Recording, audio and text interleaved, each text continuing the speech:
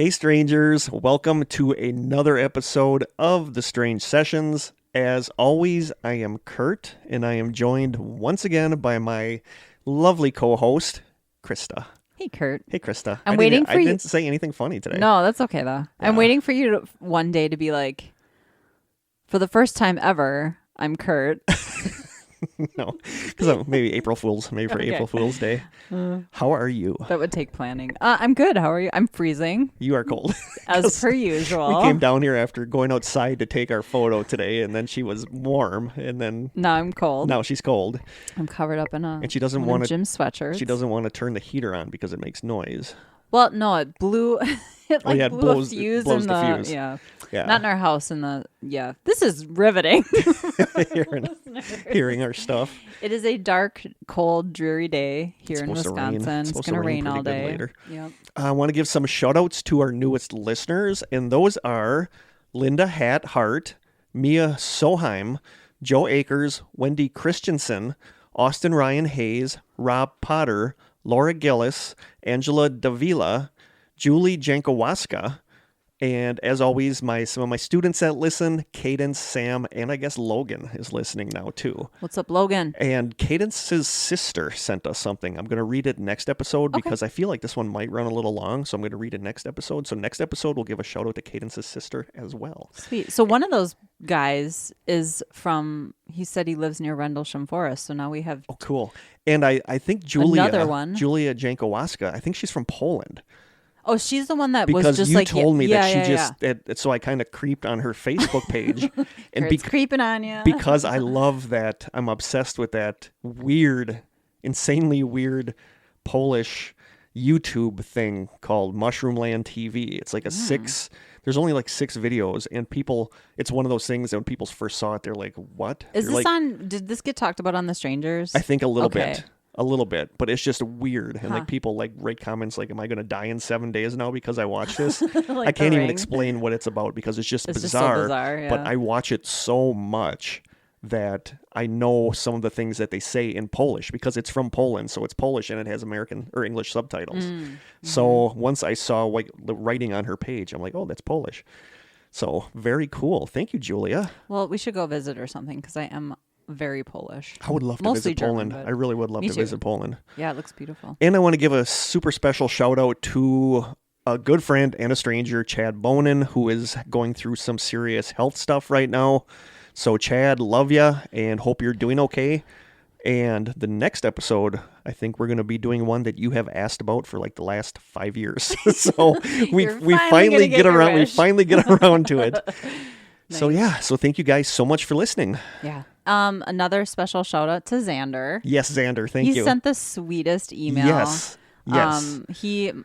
And I've been listening to their show here and there, and he has, I believe, been an educator in the past, or I don't know what he does right now, but I love the link he sent me. I didn't watch it. So what was it? It's just like something for educators. Okay. I mean, not like it's top secret. Like, don't watch it. You can't watch it because you're not an educator. But it was really good.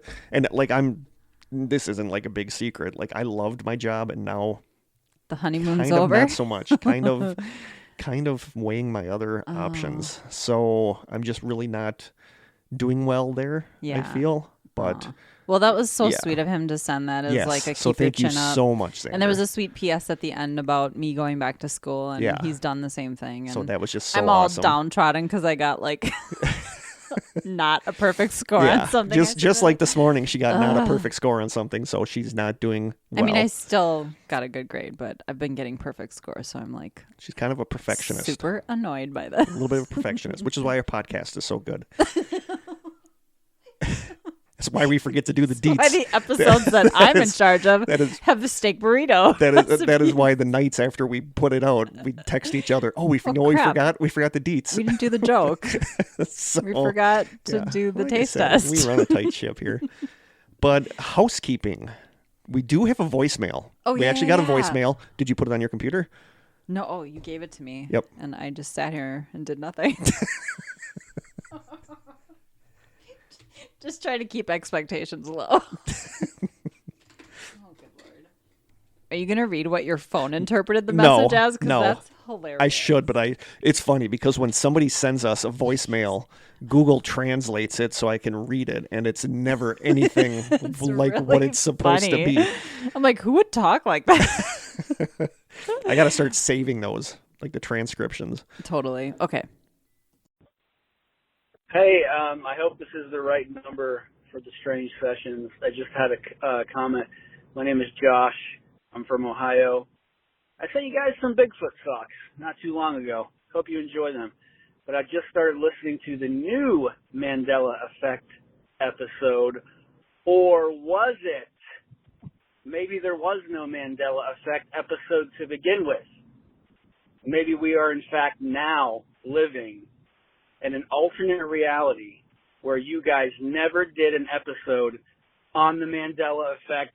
I just blew my own mind. All right. Well, stay safe in Wisconsin.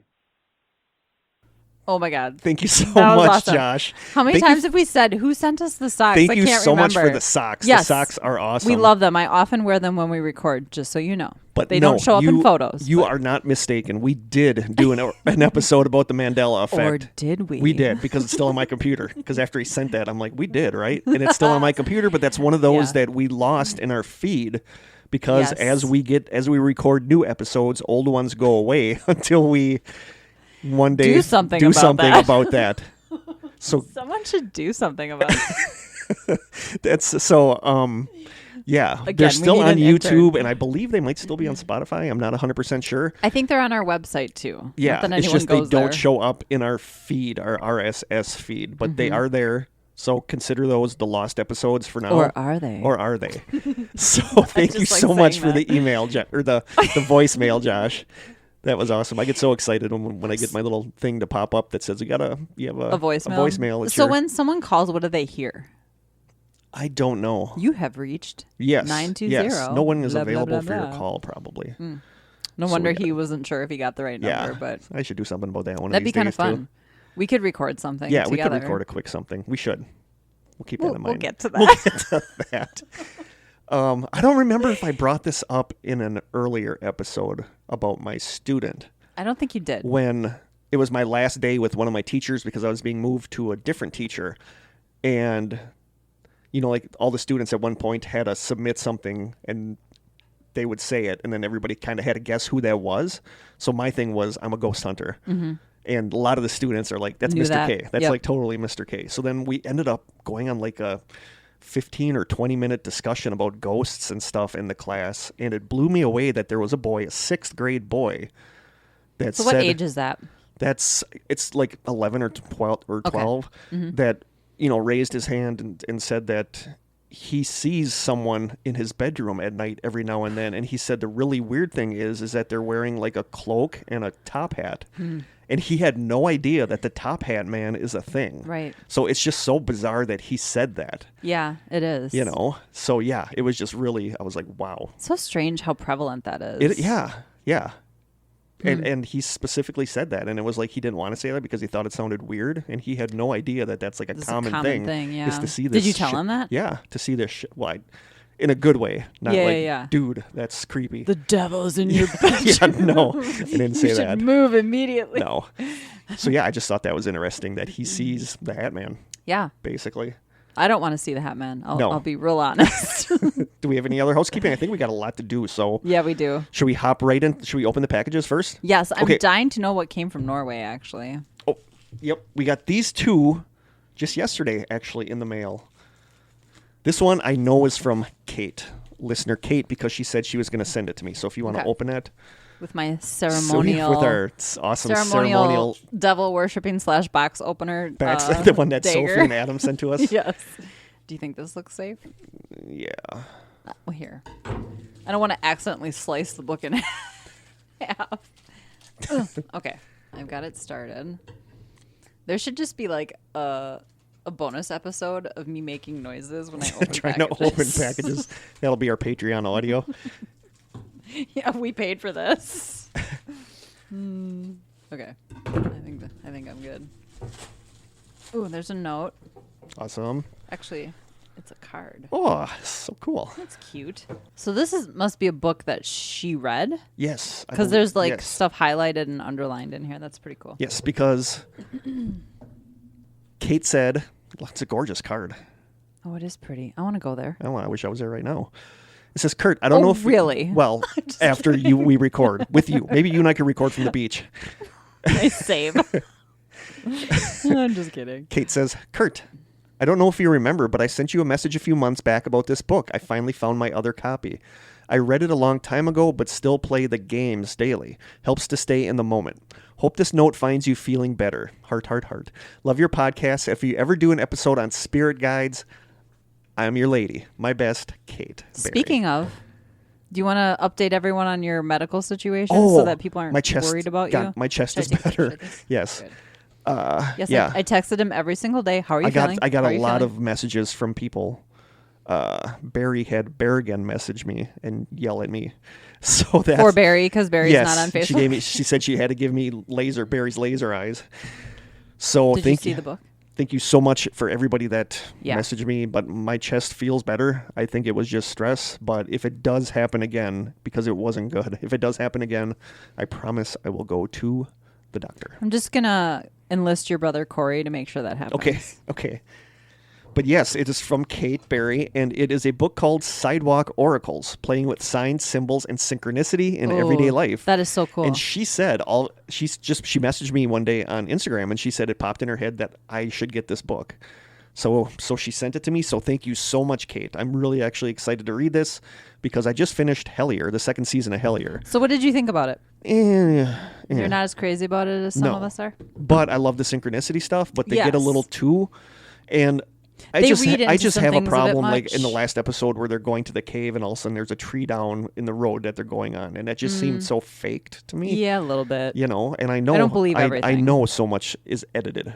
So much stuff on TV is edited. They're the ones who edit it. Yeah. I mean, the one guy, I can't think of his name, Carl?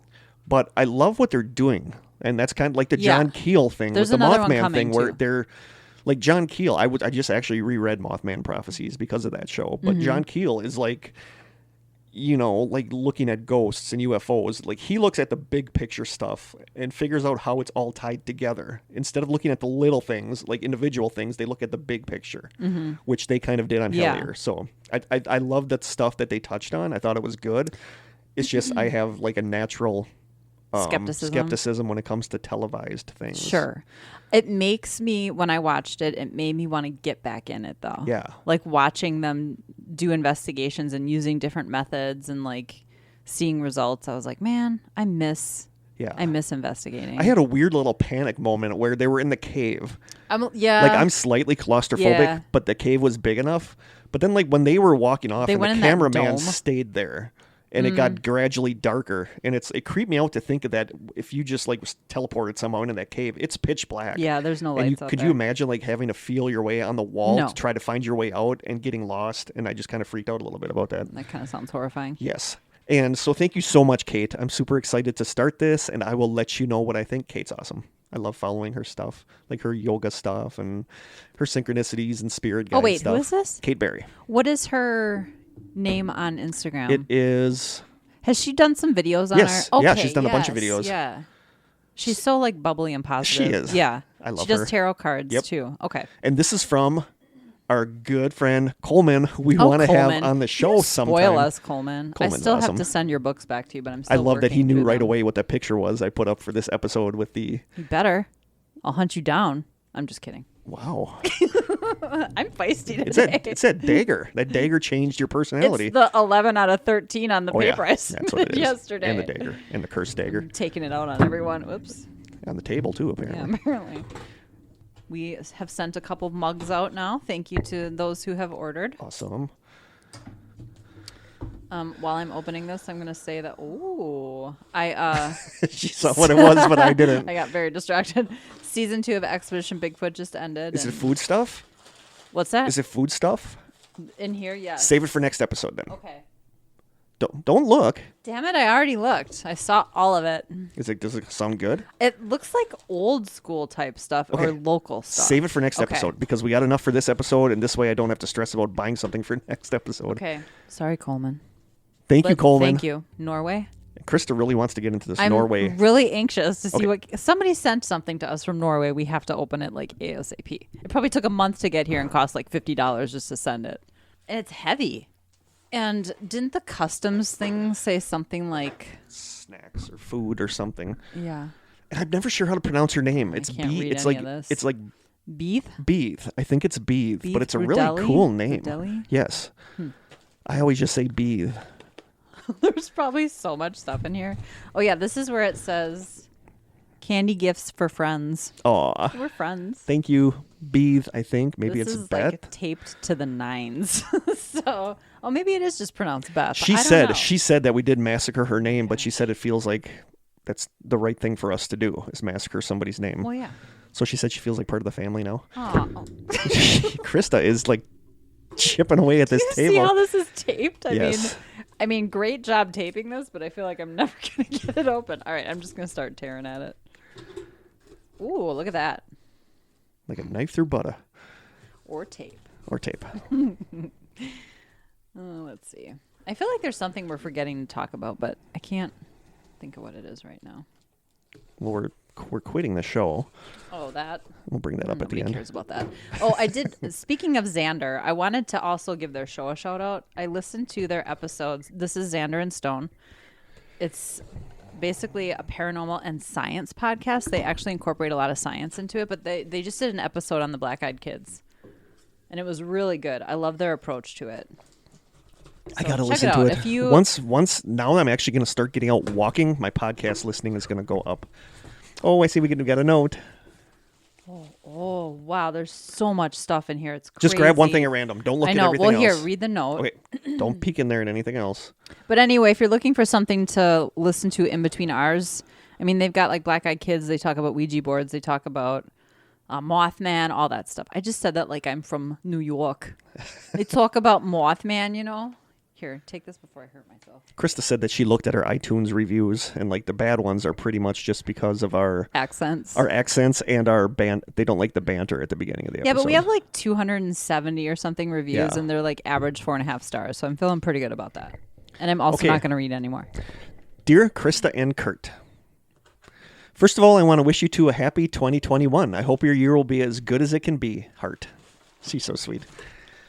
The candy marked with a pink piece of paper may contain nuts, so Kurt, eat at your own expense. The things with hazelnuts are taped together for Krista. She puts so much effort into this. She says she has food notes by that, and she has letter love. I appreciate both of you so much. The work you put into making the strange sessions for us strangers out there is truly amazing, and I want to thank you for that. Both of you seem so kind and warm-hearted, and I have fallen in a friendly love with you and your podcast. That's so Aw. sweet. Thank My you. God.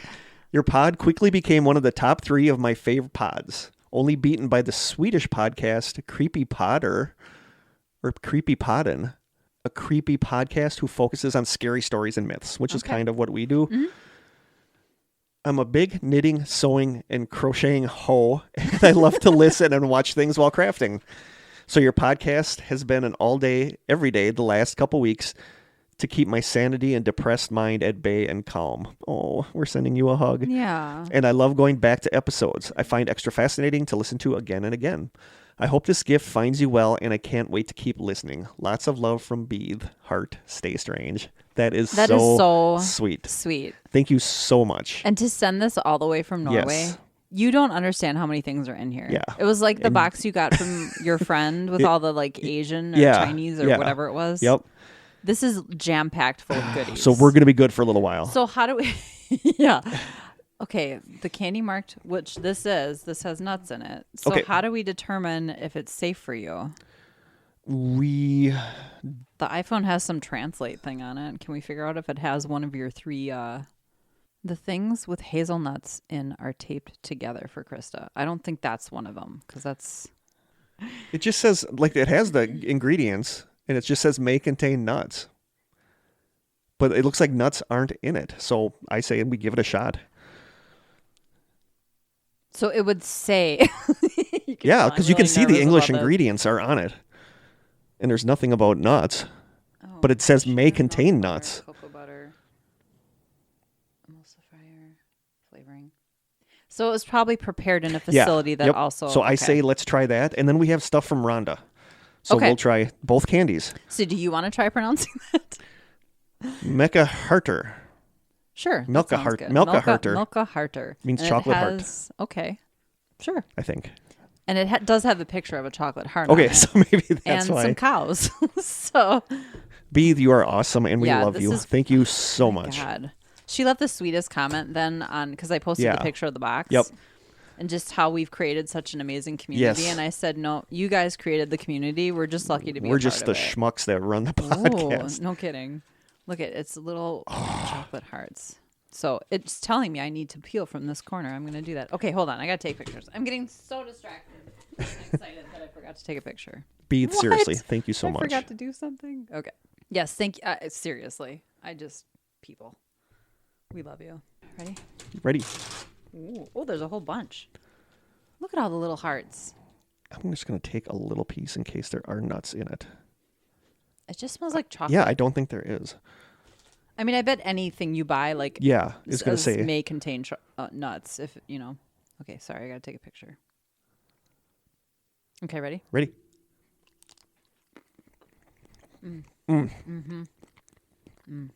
That's really good. Dang. That is really good chocolate. They make really good chocolate over there. No nuts. Give me another one. You basically just ate the bottom of that one heart. Oh my gosh, this is so good. That is Come seriously. on. That is amazing chocolate. Yes, it is.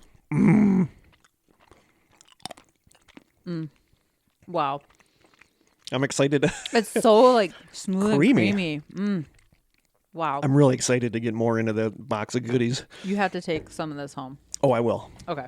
Thank you so much, Wow. Bee. We just started on your package, That is so and good. we are off to a, I think, 10 out of 10. Because Yeah, we're that's 10 perfect. out of 10. We We've are been off forgetting to rate our... I know. We forget a lot. Surprised we even remember to get together half the time to record an episode. We don't go 5 months without forgetting. But Bee, we love you. Thank you. we love you, and thank you so much. And this one that is, I put in a garlic pill Kurt container. promised me we're not tasting I said we're garlic not taste pills. testing garlic tablets, but it was the only empty container I had at home. This is from Rhonda. She sent it to me inter-school mail Okay. a little while That's ago, fun. and I was going to bring them last time, and I forgot. I've been wanting to try them, but I said I'd wait for us, and they are lemon crisp Kit Kats. Oh, I'm so... Okay. Because I love lemon. Well, I love Kit Kats. Yeah, I love Kit Like- Kats, but I love stuff that's I lemon love Kit flavored. Kats. I do too. Okay, I got to... This is so cute. Thank you, Rhonda. We love you, Rhonda. We love you too. By the way, yeah, my iPhone takes way better pictures than my old camera, but I prefer the blurry Yeah, photos because of me you over the iPhone. don't want to know how many pictures we had to take of us before Krista would give it the I am now a diva. she would sign apparently. off on it. Okay, ready? Ready. I have to take a picture of I'm the excited because actual I Kit love Kat. lemon flavored things and I love Kit Kats. I love Kit Kats too. We watch Bon Appetit channel because we got rid of cable. Mm-hmm.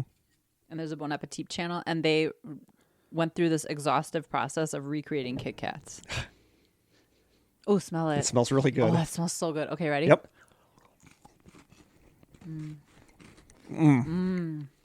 Oh my God. That is good. That is amazing. It's not overwhelmingly lemony. No, it's white chocolate with just like a hint of lemon. It's really Oh good. my God. Wow, two amazing chocolate. I'm gonna say taste another. tests. I'm gonna say another 10 out of 10 because that's perfect. It's the perfect amount of lemon flavor. Oh my gosh! Holy moly! You can have this. There's one left in there. No, you love it so much. You No, I have more at home. Oh, okay. Ooh, Krista is I giving me just the. gave him like the. Never mind. Anyway. Oh, dang! We're spoiled. Holy cow! Thanks, you guys. All these good taste tests we had just meant we're gonna get a real bad one at Yeah. some point. I hope Coleman didn't send anything I nasty. mean, there's likely to be something gross in here. There's a whole box full of stuff. Yeah, but I don't think Beeth would do us like that. No, but maybe I just don't like something that's in true. there. There's probably nothing fish flavored. I hope not. Fish chocolates. Oh, Are you ready to jump into this episode? let's dive in. I originally was going to do something completely different, but I had a really bad week, and I'm like, you know what? I don't want to do that. He's gonna hit the easy button. I'm going to hit the easy button. So this time we are sticking close to home, and we are doing a Strange State series episode on Wisconsin cryptids and creatures. So exciting. We usually, when we do the strange states, we usually do 5 cryptids and 5 haunted locations. But we're going to split the Wisconsin one into 2 separate episodes. So this one is like cryptids and creatures, and later this season we'll probably do haunted locations around Wisconsin. Cool. But like I said, I wanted to just stick around at home and just wanted to kind of do a fun episode because I've been in a lousy mood. So yeah. And it's your show, and you can do what you want. It's our show. It's our baby. It's our little love child. It's our little love child. And as always, I start with a couple facts. I did facts of these areas are going to be familiar to us. So I did facts about that with one random fact at the end. Fact number 1, we've talked about this, I believe, on the podcast. Soviet satellite Sputnik 4 fell out of orbit in 1962, and while most of it burned up on re-entry, a 20-pound chunk of debris crashed to the ground in Manitowoc, Wisconsin. The original piece of Sputnik was returned to the Soviets, but the Rar West Art Museum has a replica of it on display, and Manitowoc celebrates Sputnik Fest each September. And Kurt actually took me to the museum. Yeah. And showed me the replica in the basement. Yes, I did. And the little thing on the street. I love the Rar West Art Museum. It's a really cool museum. Yeah, it really is. They have a lot of really good art actually on display. I love historical stuff too. Yeah. Like they do. That's my They have like a favorite room that's like all old dolls. Yeah. And stuff. I mean, so that's it's creepy just as hell, it's like but- it's creepy. I don't want to spend the night in there, but it's cool to see it. it is cool. But I get it's just to leave. a great museum, and right outside there is the street where it has the ring in the middle of the street where the piece of Sputnik actually hit. It's so cool. So other than Stephen Avery, that's what Manitowoc is kind of famous for, is the piece of Sputnik and Sputnik Fest. I've never been to. Like Sophie and Adam really want to come back here and go to Sputnik Fest. But you know what happens at Sputnik Fest? It's just like a random fest. You know, we have a fest for everything in beer Wisconsin. Yeah. And there's, we have the big cow. I know you saw the big cow when you were in Manitowoc outside Cedar Crest, but every year they dress it up for Sputnik Fest. Like one year it had like a Martian helmet on. I've seen it dressed up, Yeah, actually. it had a Okay. cape on and glasses and Yeah. Yep. Interesting. So fact number 2, where do you think is it dubbed Malibu of the Midwest? Sheboygan. Did you know that? Yeah, because it's the How freshwater did you know surfing capital that? of the world. Freshwater surfers know Sheboygan, Wisconsin as the Malibu of the Midwest. I'm surprised you knew that. Oh, there's tournaments every year. Peak surf season, however, takes place between September and March. Yeah, and I know that because one of the times I was coming down here to do the podcast, or I was down here for something. Maybe it was geocaching with Aaron, but it was like chilly out, and we're looking and we're like, are those surfers? They're crazy. Because it had to be like 40. A day like today, they're probably out there Yeah. because there's probably good waves. And I never knew that until that day that Aaron and I were like, are those people surfing? Yeah. In Sheboygan? So yeah, I They did. wear I full honestly did wetsuits. not think you were going to know that. Malibu in the totally. Midwest, Yep. Sheboygan, Wisconsin. We do have a beautiful lakefront. The beaches here. Why are not really Manitowoc pretty. though? What's the difference? Maybe it's the way that the lake is I positioned. think so, and 'Cause there's like good waves. yeah, and I think it has to do with like the topography of the under the water. It's probably some tasty waves. Hang 10, bro. I think that was from Fast Times at Ridgemont High. Nice. But yeah, I'm surprised you knew Fun that. fact. Malibu in the Midwest. You guys want to surf? Come here in March. Yep. We'll get out there with you. It might be like Well, 12 Krista below, and I, but whatever. Krista and I will wax up our boards and get out there with you. Fact number 3. The first ever ice cream sundae was served in Two Rivers, Wisconsin in 1881. You can stop in for a sweet treat at the birthplace itself at the Washington House.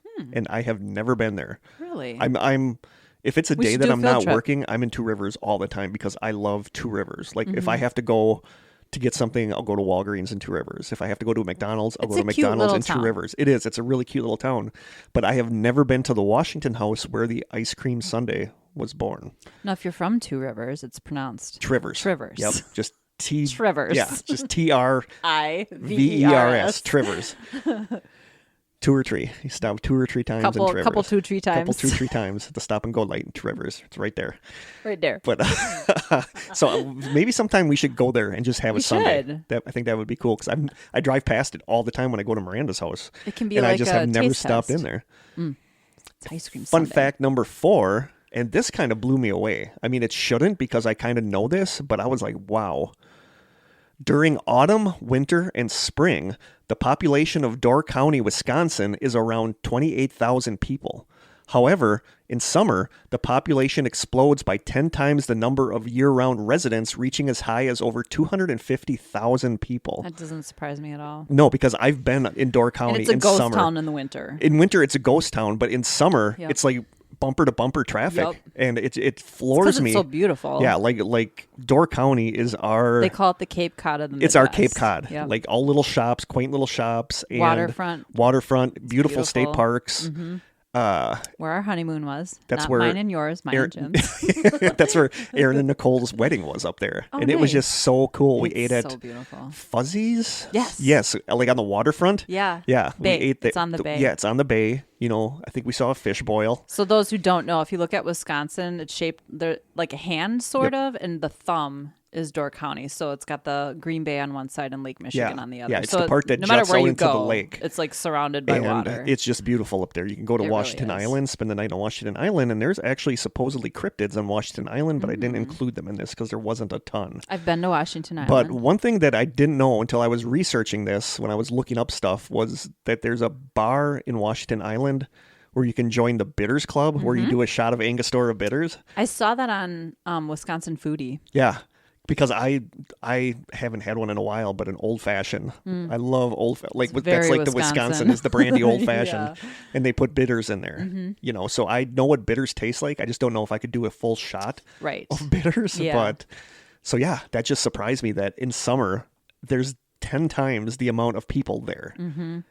Wow. I prefer to go slightly off season, like You like to go May. in fall so you can see the Fall is leaves. stunning. Yeah, like everybody goes there in fall to see the leaves It's so changing. amazing. But yeah. you have to go slightly after fall because, unless you're really into bumper-to-bumper traffic. Maybe when we hit the big time, we'll have like a meet up here in Wisconsin, and then we can take strangers to Door County, take them to Sheboygan, take them to Manitowoc, Ice Cream Sunday. That'd be awesome. I'll keep that in mind for when we hit the big time. Okay.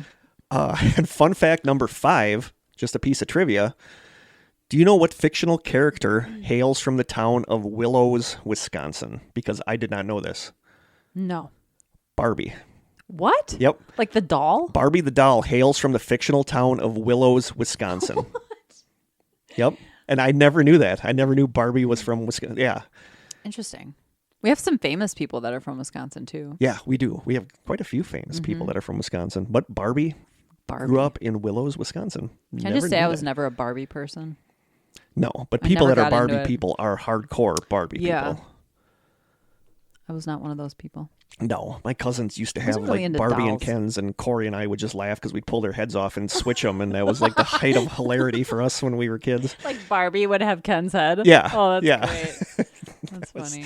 I guess it is still funny. It doesn't have to just be kids. It is still kind of funny. Started a little. I It did was snort so a little. funny.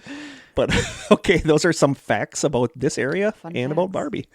And we'll have more fun facts when we do the haunted areas. So we're going to jump into Wisconsin cryptids and strange creatures and whatnot.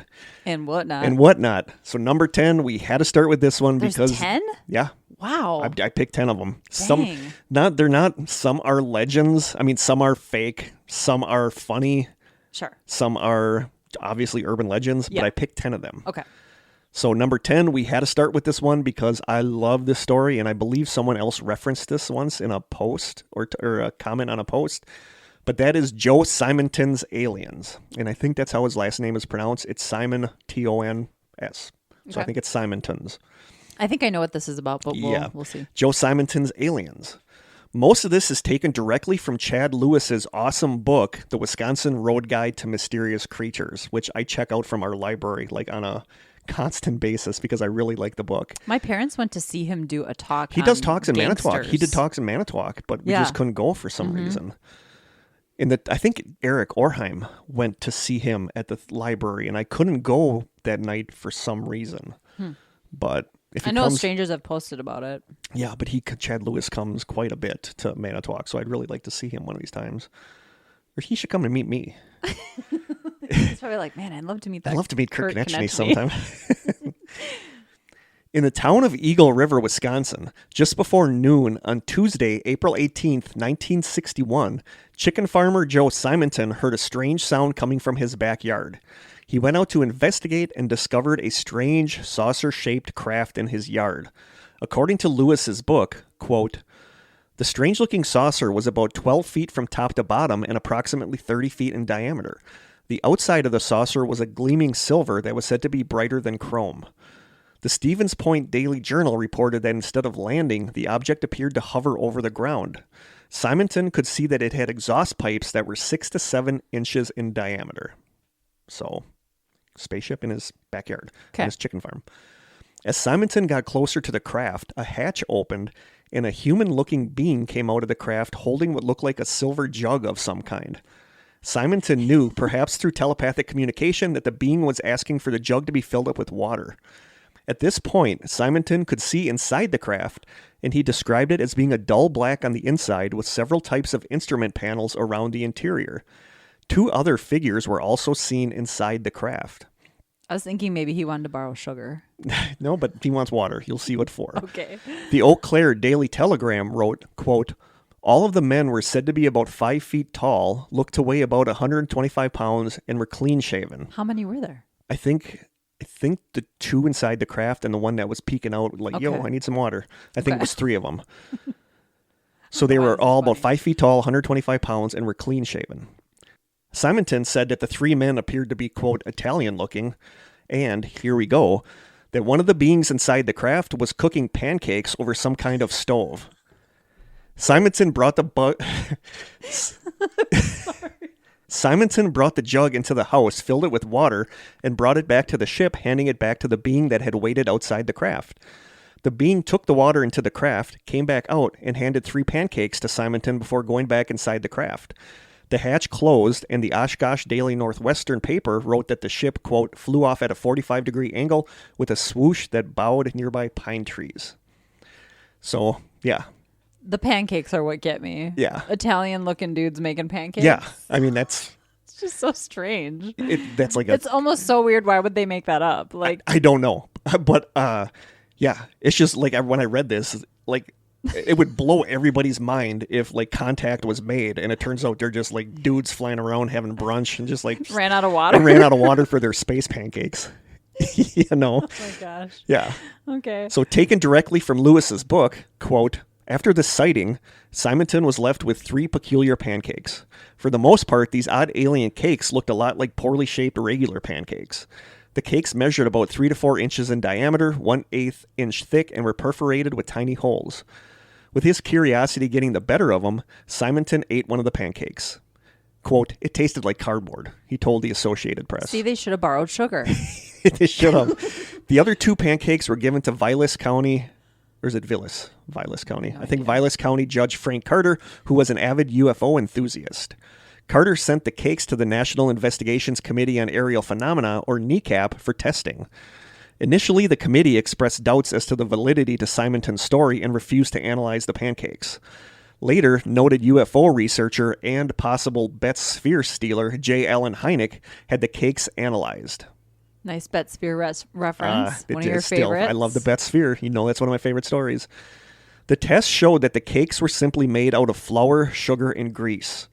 Many conspiracy theorists, however, believe that the real findings of the pancakes are classified and a more mundane report was the one given out. So there you go. There are the Wisconsin space pancakes.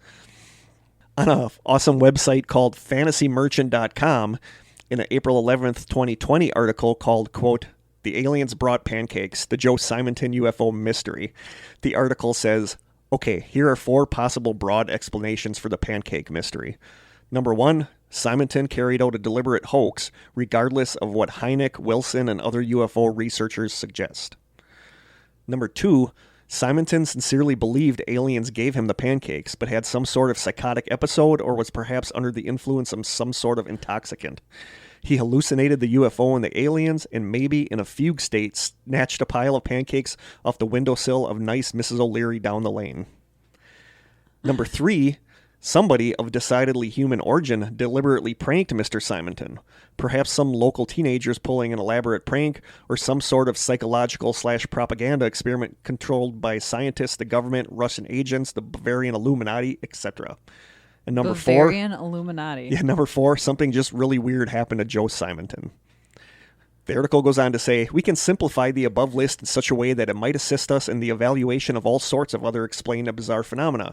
Number 1, liar. Number 2, crazy. Number 3, duped. And number 4, weird crap. So I Weird crap. so I think that's a good Summary. It's a good summary. So that is the case of the space pancakes. Okay. What's your verdict? I don't know.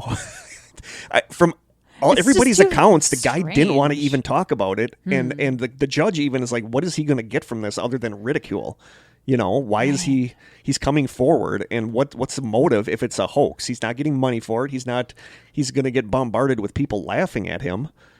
But How would someone else hoax it either? Like if you really saw a ship take off from his backyard, how would you hoax that? I don't know. Unless he the did have like a pancakes weird really throw psychotic me. break. But Yeah. there's a picture in the teaser that I'm going to put up right after we record this. There's a picture of him holding the pancake. Oh, you showed me the teaser. I didn't Yeah. even notice pancakes. I'll show you. Thanks. Thanks.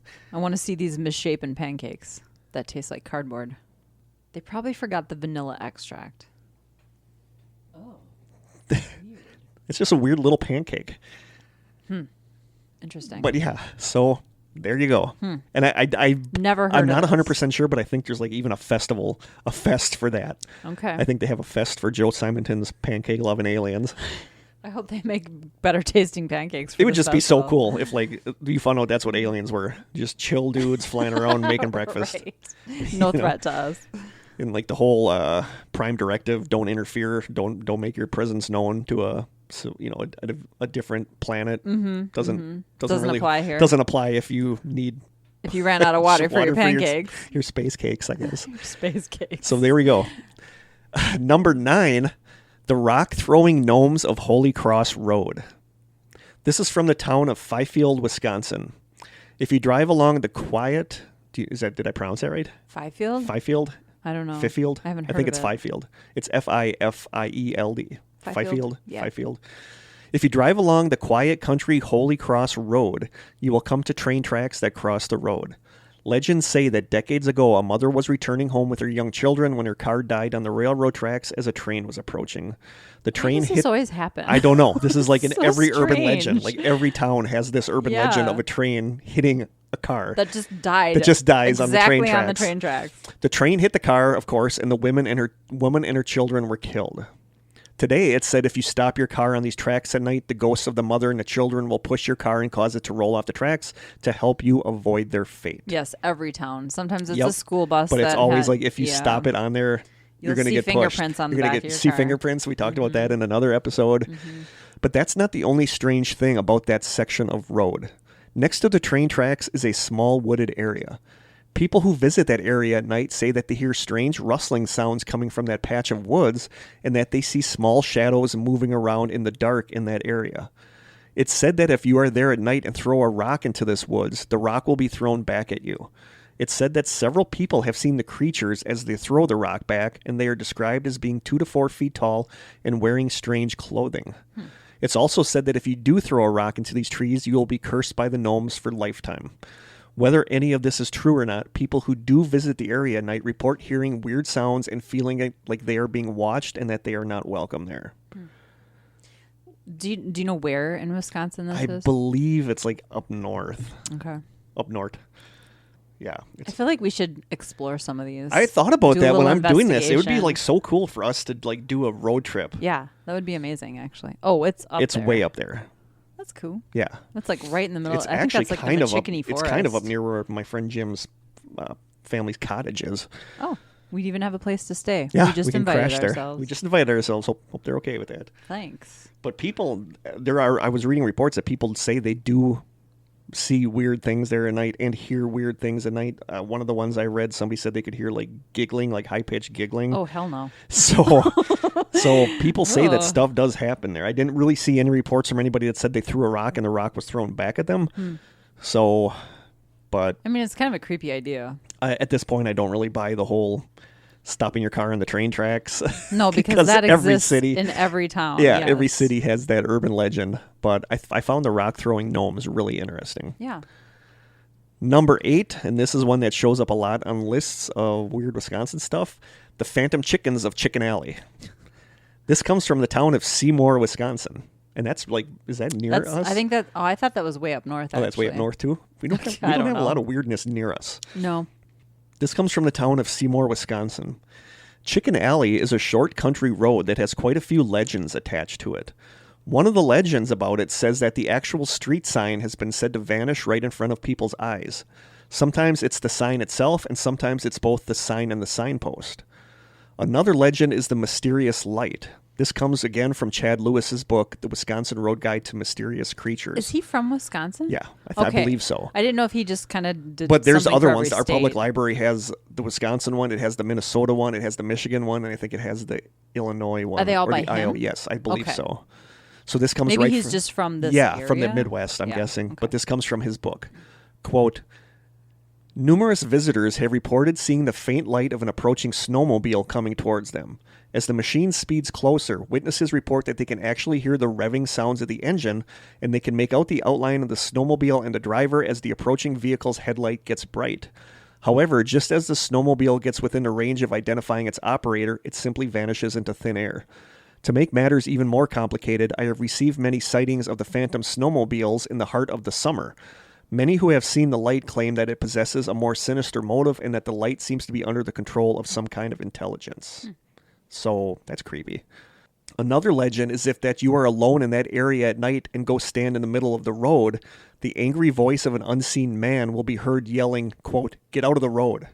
And if you do not immediately follow his instructions, you will be cursed with bad luck for the rest of your life.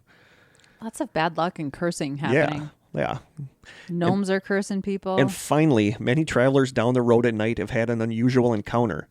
It's said that when they are driving down the road, out of nowhere, a huge group of chickens will dart out of the dark woods and run directly into the road in front of their vehicle. Witnesses say that the chickens look strangely transparent, and when they stop their car to look for any damages or any dead chickens, there are no traces of anything. No chickens, no blood, no damage, etc. It's just a ghostly flock of chickens. Weird. I know. Yeah. They're stuck in chicken purgatory or That something? sounds like typical Wisconsin. Like, Sure does. Like we're haunted by chickens. By a Chickens. flock of ghostly Yep. chickens. But that's another big one that you can see a lot of stuff about online. Okay. And that area has like a lot of people said that they did hear the voice of a man yelling, get out of the road if they stand in the road at night. Maybe it's because his chickens got hit. It could be. He's probably mad about his chickens. Right? You know, maybe the aliens came and got those eggs for their pancakes. You never know. We're making some real We are connections here. Yeah, we need to make a book. We're going to have one of those maps. We're gonna with have one the of those, red with all like string the that string I've always attached to it. wanted. So the phantom chickens and the pancake loving Space aliens, cakes. the space cakes, might be We're a thing. onto something. Might be a thing. Number 7 is the Devil's Lake Monster. One of my friends from work, she's one of the guidance counselors. I asked her what she was doing over our spring break this week, and she's going to Devil's Lake. And I'm like, I'm so jealous because I've beautiful. never been to Devil's Lake. It's I have gorgeous. never been there, and it looks gorgeous. So she's going to let me know how it is. But I say, yeah, I was actually just kind of researching Devil's Lake. This is from an October 8th, 2010 article on cryptopia.com. Quote, one of the earliest legends involving the creature of Devil's Lake revolves around a Native American Indian chief who assembled an expedition of young warriors to go on a late-night hunting trip on the fauna-fertile lands across the lake. The full moon reflected off the night-blackened waters as the young men and their leader slipped their canoe into the water and began the late-night trek. Suddenly, I almost said something wrong. Suddenly, a flurry of tentacles ripped through the surf. Testicles? Yeah. Suddenly, a flurry of tentacles ripped through the surf, capsizing the canoe and pulling the thrashing, terrified men beneath the brackish water. Although no one survived this ill-fated expedition, their screams alerted fellow tribesmen who rushed onto the beach and were able to bear witness to this horrific event in grisly detail due to the moon's lingering glow. The surviving warriors of the tribe, in order to pay homage to their fallen brethren, as well as appease what they believed to be the demon of the lake, held a festival every year during which gifts and animal sacrifices were thrown into the water. Could explain why the water's so haunted. Yeah, the tradition continues to this day, although nowadays the annual event is treated more along the lines of an annual picnic that celebrates tribal legends and traditions rather than throwing animals into the water. Good. It's kind of like a fest. It's like a, Okay. it's like Probably a a beer picnic. tent. It is Wisconsin. Probably a beer tent, but it is like a picnic type thing. Okay. The article also says, quote, when the first Christian missionaries arrived on the shore of Devil's Lake, they were greeted by the Nakota tribe who told them about yet another creature that was revealed in the year of the great drought. The Nakotas remained near the swiftly drying lake, not only because it was the only water source for miles, but also because the animals upon which they fed were forced to expose themselves in order to drink, providing the tribe with an ample and relatively simple to hunt food source. As the summer progressed, the lake grew smaller and smaller until it eventually became 2 lakes, separated only by a shallow strip of mud which ran through the center. One morning, the Nakotas awoke to find what they described as a huge fish-like creature, which they referred to as Hakua, trapped on the narrow, muddy strip of the exposed lake bed. The tribe watched as the apparently amphibious animal, which they described as having a large body, long neck, and small head, much like the other prototypical lake monsters such as Champ or the Loch Ness Monster, thrashed and writhed in an effort to free itself from its drying perch for days. Aw. I know. I would have went out and gave it a push. Well, yeah. Eventually, the animal was able to free itself and presumably made its way back into the deeper portion of the lake. Also, since the 1970s, people camping at the park have reported hearing noises and seeing strange Bigfoot-like creatures creeping around the campground at night. So, yeah. We better go camping. We gotta go. We gotta do a Wisconsin road trip. We Visit really all these should. places. But there are reports of people seeing what they say is a lake monster, and then there's of course a couple pictures that are taken really far away, and it looks like a log floating in the water. Right. Well, yeah. But there is apparently a lot of paranormal activity also at Devil's Lake, and that kind of ties in I've with heard the that. with the missing 411 stuff. Right. Where There's they been talked some about weird stuff going on there. where they talked about how a lot of these missing 411 cases take place at some place that's Near the named water? like Devil. Oh, Devil, yeah. Or Right, Hell right. or Devil, that a lot, or Cursed. Like a lot of them have a lot of weird things happen at them, and there's a reason it was named Devil's Lake, because something weird always happened there. It would be really cool, and this is just a side note, because there's a state park everywhere. I mean, there's so many state parks in Wisconsin. Yeah. I'm sure we can always find one adjacent to one of these places. Yeah. And get a campsite with electricity. This equipment is extremely portable. We could record an episode kind of on We site. should. That'd we be really fun. should do that sometime. And it'd be fun to have local strangers who are in the area, like like come Coleman, visit us. like Coleman or That'd be somebody so come fun. visit us. Yeah, that'd be so cool. That would be. I said maybe, people, settle down. We'll jot that down. Yeah. Look, because that would be awesome. It would Like be. I would love to see some of these places. I would love to see Devil's Lake. There's so much of Wisconsin I've never seen. I mean, I've been to Devil's Lake specifically, but there's so much of Wisconsin Like I've never seen. been up to see those lights. Paulding Lights? Yeah. Well, that's in Michigan. Oh, but isn't that northern Wisconsin? Yeah, you have to go through my neck of the woods where I grew up, and Yeah. through Marinette and through I think. But I'd like to Menominee. see that. We got to Yeah. do a Wisconsin road Even though trip we of haunted. we feel it's debunked. I would still like to see. I'd still like it. to see it with my own eyes. Yeah, agreed. Number 6, the Cumberland Beast. Cumberland Beast. Okay. An August 19th, 2018 article on the Pine Barrens Institute, and I came to this one a lot. The Pine Barrens Institute website is really, really good. The Pine Barrens. The Pine Barrens Institute website, called, quote, Cryptid Profile, the Cumberland Beast, a.k.a. Wisconsin's Bigfoot. So this is right up your alley. Yes.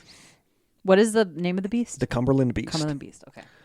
Wisconsin, this comes right from the awesome Pine Barrens Institute website. Quote, Wisconsin has a total land area of 34.7 million acres, and 16 million of those total acres are covered in forest, mostly the northern half of the state. Anybody Right. that's been in northern It's so Wisconsin knows that beautiful. it's wooded, very wooded. This means that 46% of the state is a potential home for a Sasquatch to live in, and it appears that, Krista's all excited, and it appears that it already does, as eyewitness reports of the beast trickle out of the Dairy State as frequently as reports of Badgerland Lake monsters. One such location for frequent sightings of a Bigfoot-like creature is in the city of Cumberland, located in Barron County. For decades, residents of this 4.4 square mile city have told of their encounters of a creature that possesses the stereotypical characteristics of a Sasquatch: large frame, strong build, putrid smell, and covered in hair. Sightings of the creature go so far back that even the local Native American St. Croix tribe tells stories of an encounter that took place generations ago. The story goes that one day, a large hairy creature that the tribe referred to as the Screeching Demon. Ooh, that sounds delightful. I don't want to, if we do our Wisconsin road trip, I don't want to run into skip the that one, Screeching maybe? Demon. A large hairy creature that the tribe referred to as the Screeching Demon wandered into a St. Croix camp and frightened members of the tribe so badly that many feared for their lives. Eventually, a group of women protecting their children drove the beast away. Good for you, girls. Go girls. Hell yeah. The protective mothers grabbed whatever objects were around them, mostly brooms, and proceeded to swat at and beat the demon until it fled back into the woods. Of course they were brooms. I know. The tribal elders tell of how the screeching demon never again entered the camp, but it would often be seen lurking around the border of the camp and watching from the woods. Well, that's creepy. While the encounter story above could be played off as just that, a story, many modern sightings of the Cumberland Beast add to its lengthy history and possible credibility. In 1974, young sisters Sharon and Shelley Brunette were playing tag in a cornfield near their family property. Playing tag in a cornfield is always something that's not going to end good. It's fun, though. It's fun, but it's always something creepy happens. Yeah, that's true. Cornfields are creepy, but fun. They are. Yeah, because you can't see. Like Exactly. when you're in a cornfield. Anybody could, or anything could be just a few feet away from you. Yep. That's why it's so fun. When one of our friends had a party at her farm. I think we've all done this. But she had a cornfield, and then we went out and put somebody's cap like on top of the corn stalk. That's So creepy. and we were waiting for somebody to notice that it looked like somebody was just standing there in the cornfield, like watching them. When we lived out, I lived out in the country with some friends, and we were renting a house that was on like farmland, and we would have parties, of course. And there was one night that we all went out into the cornfield, and us ladies would be kind of creeping through, and all of a sudden someone would reach out and grab our ankles. Because and you it was can't at see night, like if somebody's like in the road next it was to you. like scary, but so fun. And that's always when the cops came to the party. That is always where everybody took off running, was into the cornfield. Well, yeah, they're not going to find you in there. It's been a long time since I've been in a cornfield. Yeah, me too. We'll do that on a road trip. We'll just that. We'll pull over and run trespass on into somebody's farm. I will have a little bucket list for our road trip. Hopefully it's a farm. I want to see these. I want these space pancakes. I'm not gonna lie. I really want to try the space pancakes. So I'm hoping that we run into that on our trip too. I prefer space cakes. Space cakes. Mm-hmm. We don't know that they used a pan. No, they said that they were like cooking it over like a flameless stove. So where was I now? I'm thinking about space pancakes. Where was I now? Sharon and Shelley Brunette were playing tag in a cornfield near their family property when they both had an up-close encounter with the creature. As the girls chased each other through the tall stalks, they eventually made their way to the last row of corn. Upon exiting, the girls came to a dead stop because 20 feet in front of them stood a large, hair-covered, human-like beast. The girls stated that the beast seemed just as startled as they did after locking eyes with one another. After nearly 30 seconds of standing in shock, the Cumberland beast turned and ran off into the adjacent tree line. The girls turned in terror and fled back into the corn and ran towards their home screaming, just like I would do. Once there, the two sisters told their parents about seeing a large monster that stood nearly 7 feet tall, was covered in black hair, had arms that hung down to its knees, and smelled like rotten onions. Yuck. Rotten onions. Interesting. I've never heard that one before. Fast forward 20 years to the mid-90s when eyewitness Dennis Murphy was traveling through Wisconsin from Minnesota and sighted not just one, but two of the beasts standing in a cornfield. Murphy stated that as he drove up alongside the corn, one of the unknown creatures, the smaller one, turned away and tried to crouch down. The larger one, however, who Dennis believed was around 8 feet tall, continued to stare as he slowly drove by watching. After his sighting, Dennis Murphy described the creatures as being 7 and 8 feet tall with a wide build, long human-like faces, and covered in a whitish-gray colored hair. Jump ahead another 8 years, and we get two reports of the beast, only this time it was reported as looking in through the eyewitnesses' windows. Krista does. Nope. I knew you weren't going to like that. Nope. I knew you weren't going to like that. You can go looking for it, but it does. You should don't want not it looking come for looking for us. us.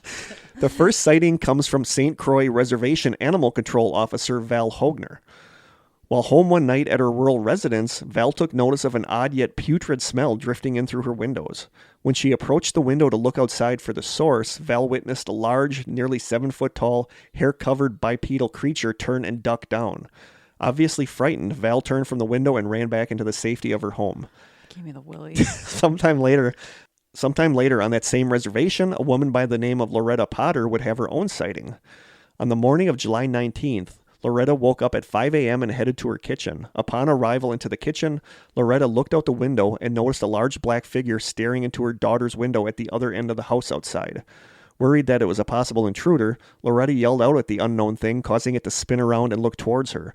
Shocked at what she saw, Loretta let out a scream, and the creature turned and ran off into the surrounding woods.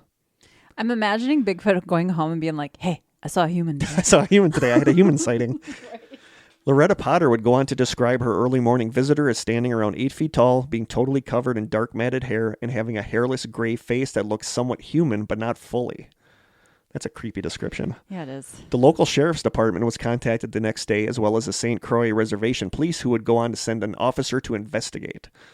Upon arriving at Loretta Potter's residence, Officer Marvin Halverson would take notice of several large footprints with human-like toes fleeing across the dirt driveway, and would also go on to discover that 2 of the family's pet rabbits that were kept outside were missing from their broken enclosure. Yep. He grabbed a couple nuggets on the way out. While the few select stories above could be considered proof that something strange and unknown does in fact call Wisconsin home, they are most certainly not the only ones out there. Reports of the Cumberland Beast have been occurring regularly in the area and the surrounding area for years and continue to this day. So many people have seen a Bigfoot in Cumberland that statues of the mythical creature have been put outside of bars. So, place for you and I to go. It's one of those things that I like the idea of it, but if we actually went, I would be freaked out. Yeah. I'm fascinated with Bigfoot and I'm really into it, but I'm not sure I want to see one because I might never go in the woods again. Window creeps me out. Right. Like, there's way too much intelligence there, number one. Like, yeah. I don't know. Yeah. I don't know. Again. And I don't know if it's worse to think of it as a creature or a person peeping in the daughter's window. Or both. So I don't know. Don't ruin cornfields for me, Bigfoot. But we're gonna have to hit up Cumberland on our road trip. I think so. You can. I'll get a hotel. You can get in the woods. We'll give you a little tent. You can let us know. Thanks so much. Let us know. I want to take the quintessential photo of us next to one of those Bigfoot statues. Yes. So. Yes. Definitely. Number 5. We're halfway through the list. Haunchyville. I've heard of Haunchyville. I have never heard of Haunchyville. This is the little people, right? Yes, I had never heard of this ever. Okay. And I was researching it and I'm like, what? It's south of here, I think, right? It's near Muskego. Yes, I lived in Muskego, so Did I you? know where. Yeah, that's probably why I know. That's what wow. Haunchyville Have you ever investigated? I did not know that you No. lived there. Yeah, Jim and I lived there before we moved up here. Yeah. Well, long before we moved up here. His sister still lives there. Wow. I did not know that. Yeah. So on the website, onlyinyourstate.com, quote, according to the story, there were once some people of shorter stature that were employed by a circus. They were horribly exploited by their mean boss, and one day they got tired of it. They managed to kill him, and they moved to the woods to set up their own community. Their society is apparently located by Muskego, Wisconsin. It is a regular community, but everyone just lives in really small homes. And if any other human tries to come into their village, they won't kill you, but they will perform an amputation on your legs so you live as a little person like them. Well, that seems drastic. You didn't hear that part, apparently. No, huh? I don't know. I've just heard like the legend that they exist. Legends say that only one person who ever visited this village before escaped this fate. Once there was an albino child who visited the village. The residents took him in as their own, and the boy grew quite tall and big. He became their protector, and to this day, he will mercilessly defend them against any intruders. So that is Haunchyville. Haunchyville, yep. A July 26, 2010 article on Patch.com called, quote, Haunchyville is not a home for axe murderers or little people, police say. The article says, quote, if you've lived in or near Muskego for a while, you've probably heard about a place called Haunchyville off of Mystic Drive. Stories have been handed down over generations about the area allegedly being inhabited by little people and an albino axe murderer. There have been movie trailers made about the area. The place has been featured by Weird Wisconsin, and creepy rhymes about the area have been posted on YouTube. And every few days on Twitter, you'll see youth talking about going down there to search for Haunchyville. But officials from the Muskego Police Department said the story is a hoax. Lieutenant Dave Constantino of the Muskego Police Department said he grew up in Muskego but had never heard of Haunchyville until he started working for the police department. But the myth has been around for at least 60 years. He says, quote, there are rumors about an axe murderer living there and little people living in little houses. But the story is just that, a story, and it's not true. He goes on to say, while most Muskego kids know it's a myth, kids from the surrounding areas continue to go down there and it drives the homeowners nuts. No trespassing signs are posted throughout the area, and the police department has taken a tough stance on the issue. If they catch you trespassing, you better have some pretty deep pockets because the ticket will carry a $334 fine. Dang. That's a lot of money to a kid. To this day, there's people, when I do a search for Haunchyville, there's people talking about looking for Haunchyville, which is frustrating. Like if somebody lives in that area, you're going to have kids like prowling around your yard all the time. But there are people who say they stumbled across this place. You know, I don't buy it, because I think it's a myth, but there are people that say that they were out in the woods and they stumbled across a little community of little houses. You know, I don't Like think a they got little Hobbiton? their legs amputated, Yeah. but that is the Would story involve of a lot of stumbling. that is the story of Haunchyville. All right.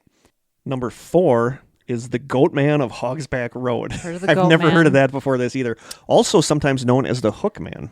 Oh, I've never heard that. I've only heard So the you get Goat the Goat Man or the Hook Man. Maybe they're two separate entities. Could I don't be. want to run into either of them. I don't want to No. run into a Goat Man or a Hook Man.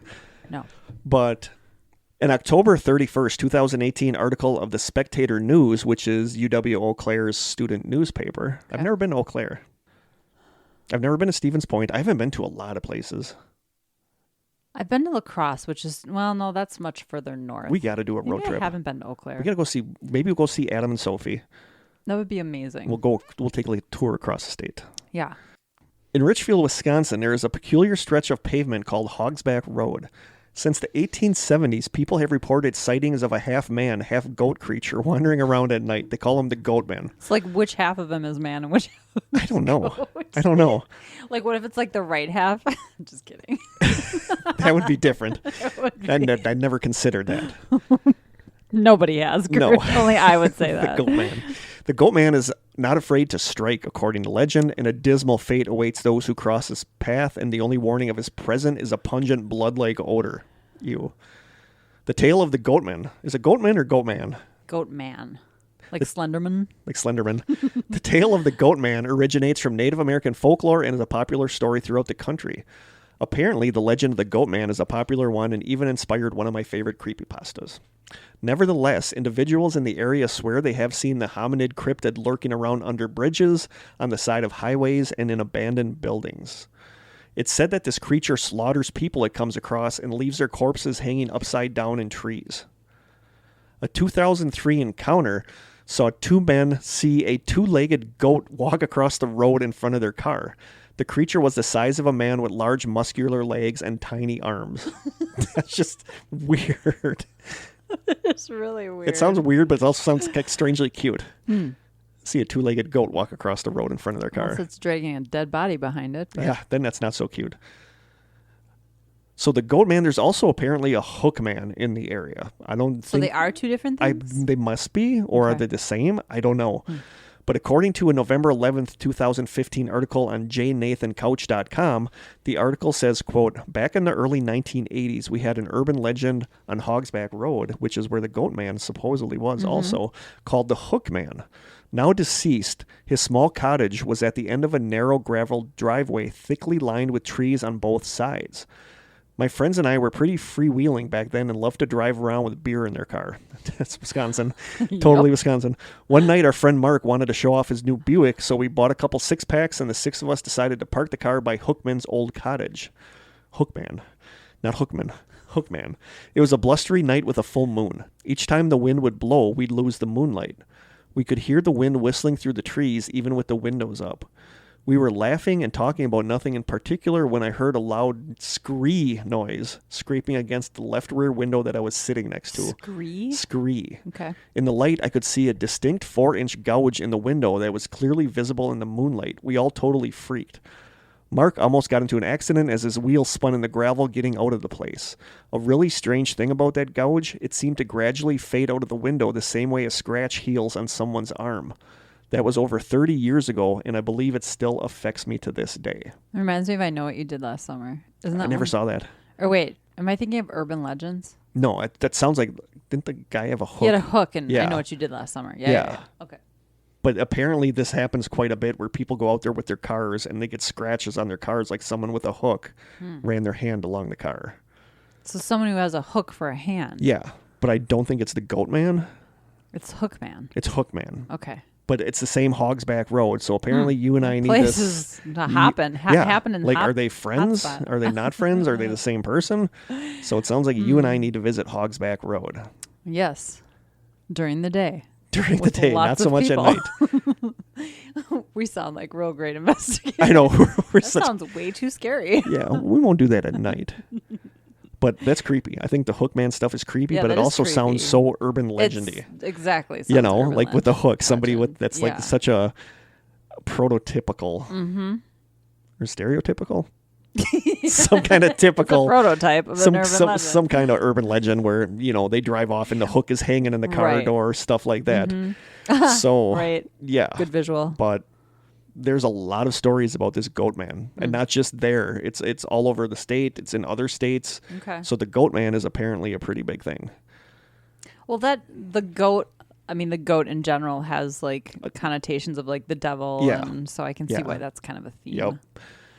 And number 3, the Mineral Point vampire. I think I had heard this one before, but I didn't really know much about it. This comes from paranormalworld.com. Most cryptid sightings go back centuries, but the creepy figure that is said to stalk Mineral Point, Wisconsin, was first seen around 1981. This comes from paranormalworld.com. Quote, the police responded to reports of a character dressed like a vampire lurking in the Graceland Cemetery on the evening of March 14th, 1981. Dressed like a vampire, like wearing a cape? Yeah. Okay. And looking like a vampire, apparently. Okay. At the cemetery, a lone officer encountered a tall, thin, pale-faced figure dressed in black and clad in a cape. Oh, okay. The figure suddenly bolted away, and the officer gave chase. But this pursuit promptly ended when the pale man leapt over a 6-foot fence at the border of the cemetery. The next morning, the police returned to the cemetery to follow the tracks that the, quote, vampire had made in the snow, but the footprints simply stopped at the point where the entity had jumped the fence. There was nothing on the other side except untouched snow. Okay, that's weird. And this sounds more like Spring Heel Jack. And that comes up a lot in these articles, is that back in, like, Victorian, in England, like, around, Brian Young is going to know more about this. Sure. I don't know exactly what time, like, the Jack the Ripper stuff is going on, but there was something called Spring Heel Jack that was this figure like this that could jump high and just disappear. Like the footprints would just disappear. So this almost sounds more like Spring-Heeled Jack than a vampire. That's a creepy theme to me, is when you hear stories about people who say there were footprints under my window, but then they didn't go anywhere. Yeah. They didn't come from anywhere. And that's such a creepy thought to me. Or footprints just start in the middle of the backyard. Right. It's like, weird. Yeah, like, how does that happen? I don't know. It's all made up. That's how. The article goes on to say, quote, the tale of the mineral... I can't say this town's name. Mineral Point. Yep.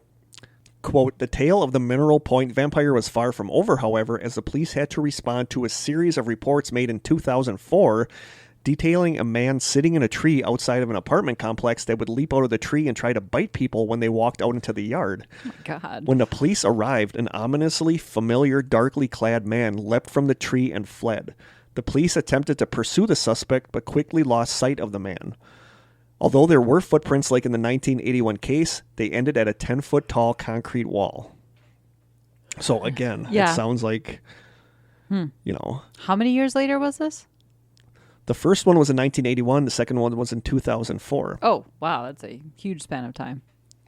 And there was another report in 2008. On my birthday, July 11th, 2008, at about 10 o'clock p.m., Mineral Point residents Brandon Hines, 22 years old, and his girlfriend Jamie Marker, 19 years old, were fishing off of a jetty on the far west shore of Ludden Lake when the couple heard noises coming from under the jetty.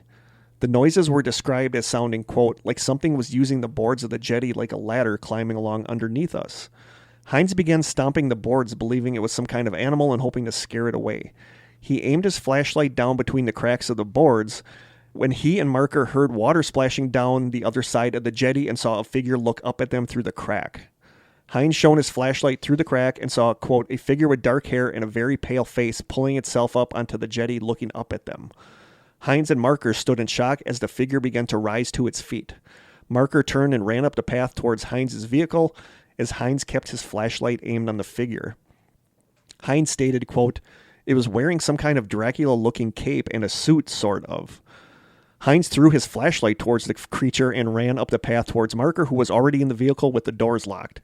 As Hines started the vehicle and began leaving, Marker saw out of the passenger window that the figure was coming up the path at a run, and she screamed for Hines to hurry. Nope. That's creepy. Yep.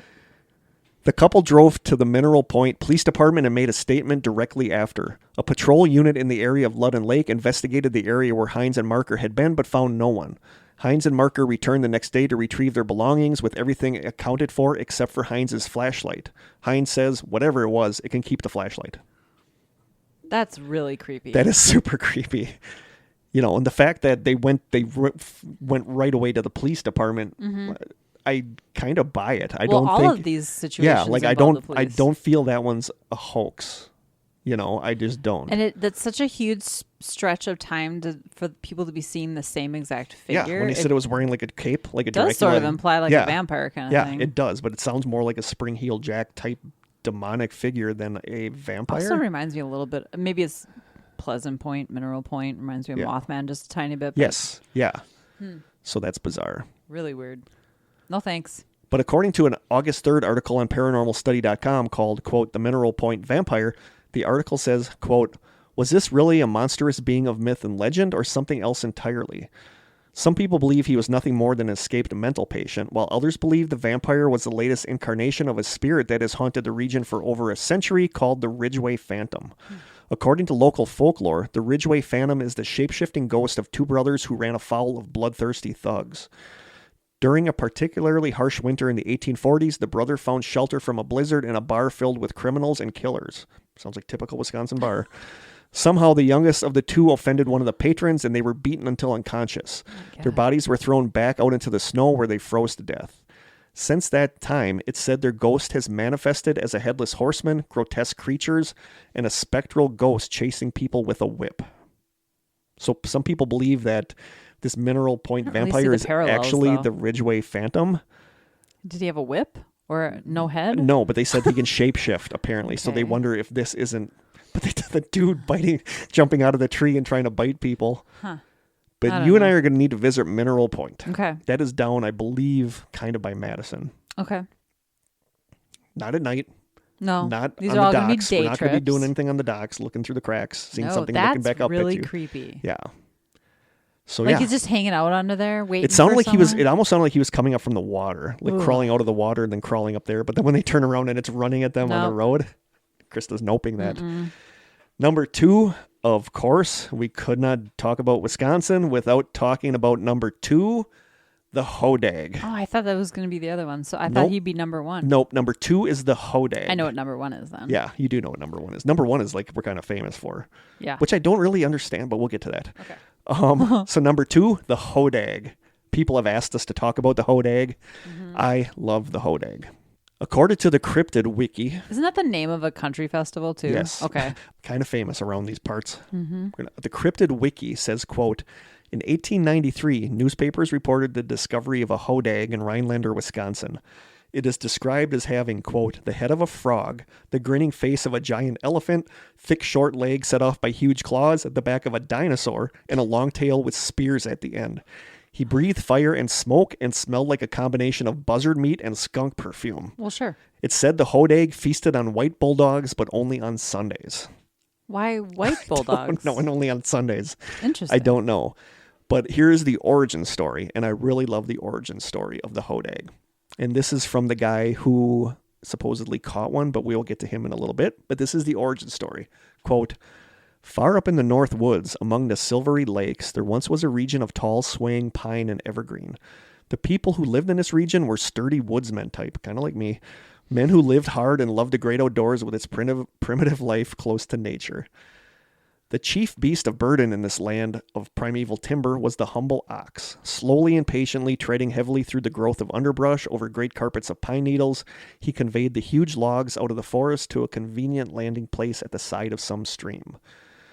His drivers represented several nationalities, so the patient ox had to accustom himself to the different characteristics of its various drivers. Life for him was truly one of oppression. It would be a difficult task to know which of the two, the driver or the ox, had the larger amount of gray matter. In most instances, a close observer would have said the latter was favored. The manner of driving the ox was with considerable persuasion and at the point of a 3 1/2 foot goad stick. At that time, there were no restrictions by legislature regarding the length of the stick.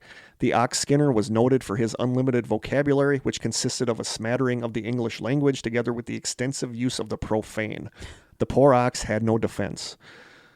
So on each succeeding winter, there were ox skinners of Irish, French, and Scandinavian, depending upon the nationality of the man who happened to be the driver at the time. Each in his turn goaded and cursed in his native tongues using the blasphemy characteristic of his nationality.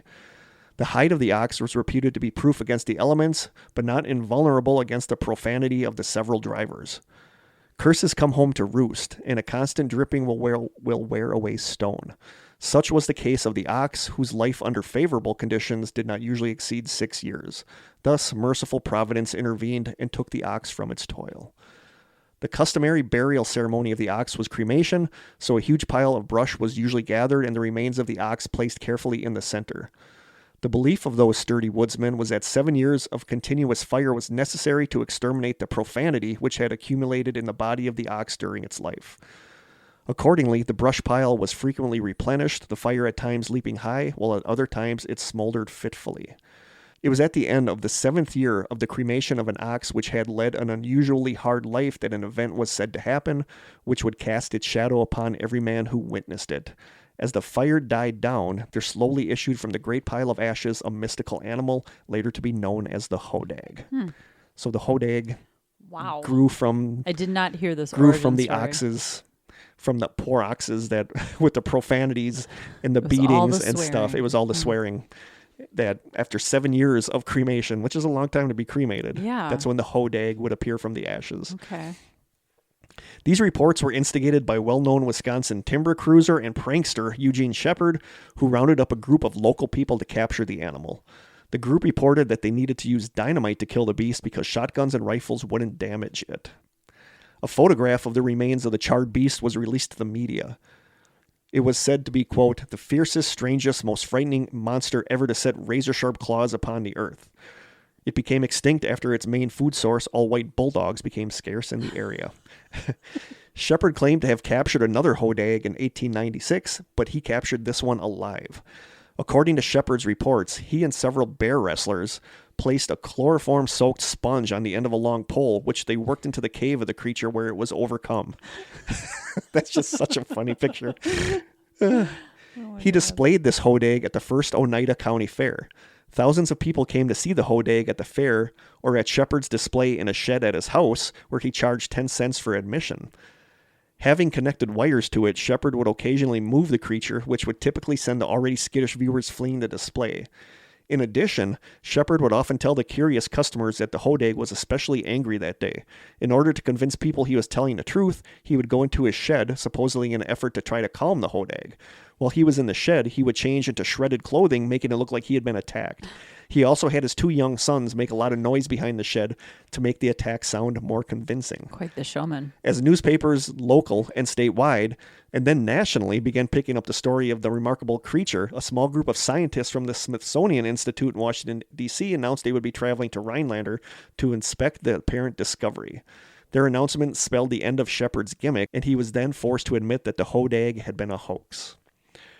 He said, quote, not only hundreds, but thousands of people came to view the hodag, and not one of them went away without having learned a little bit more about northern Wisconsin.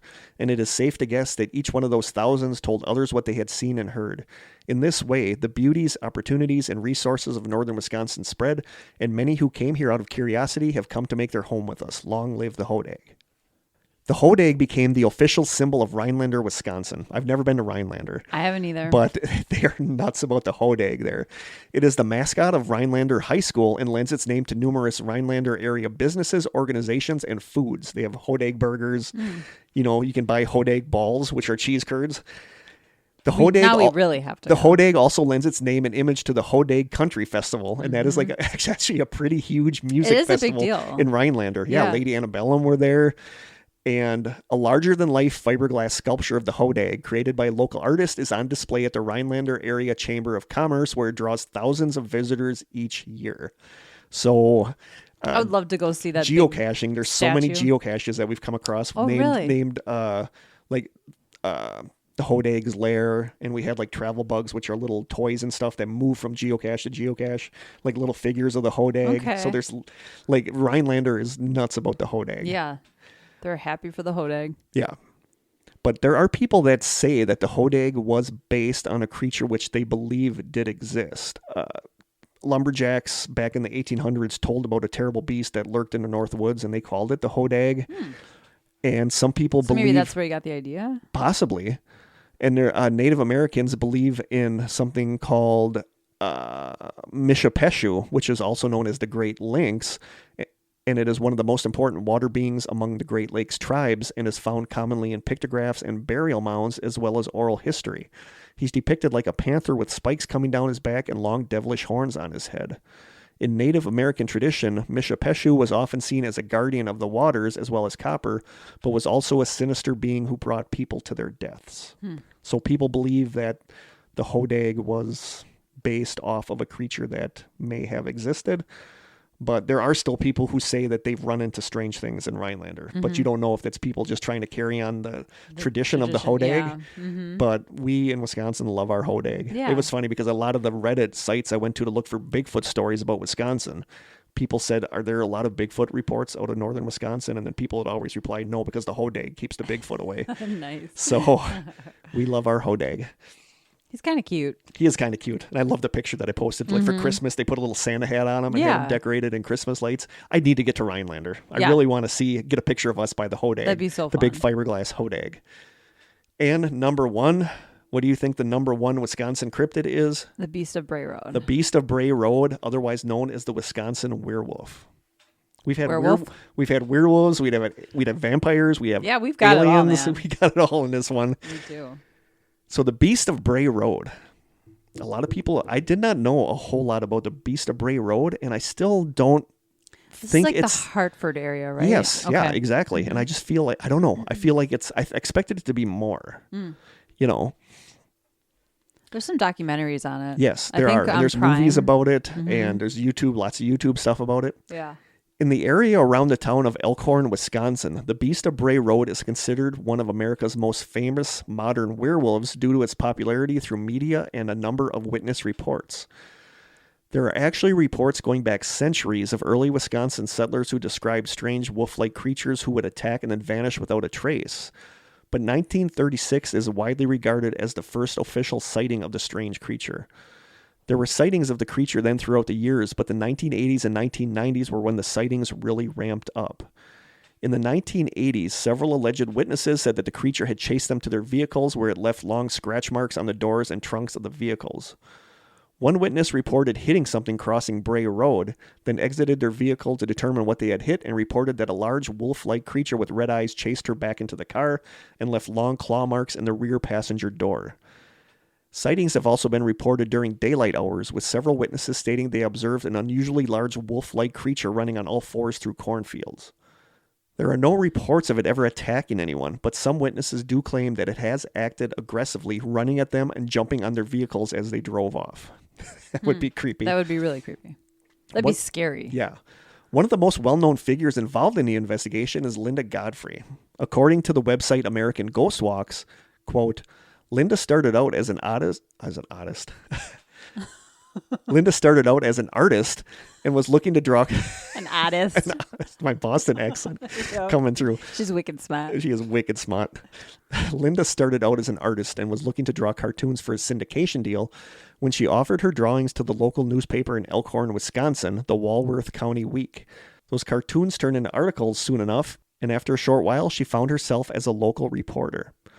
While there had been reports of a werewolf-like creature sighted by drivers on Bray Road near Delavan, Wisconsin in the late 80s, with perhaps some reports stretching back to 1936, it was when the reports came to the attention of Linda after Christmas in 1991 that the story took off and her article started getting at first attention of Milwaukee news, but then even international news agencies picking up on it, and the story exploded.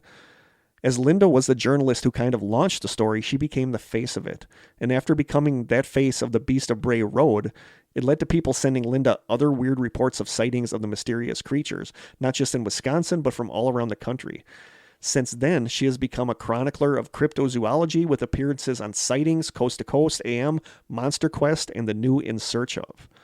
And I come across her stuff a lot when I'm doing like articles on cryptids or research on cryptids. Like Linda Godfrey's kind of a big name in cryptid research, and she got her start with the Beast of Bray Road. I think she was in the documentary I watched about it. Yep. Yeah, she's like the go-to person for the Beast of Bray Road.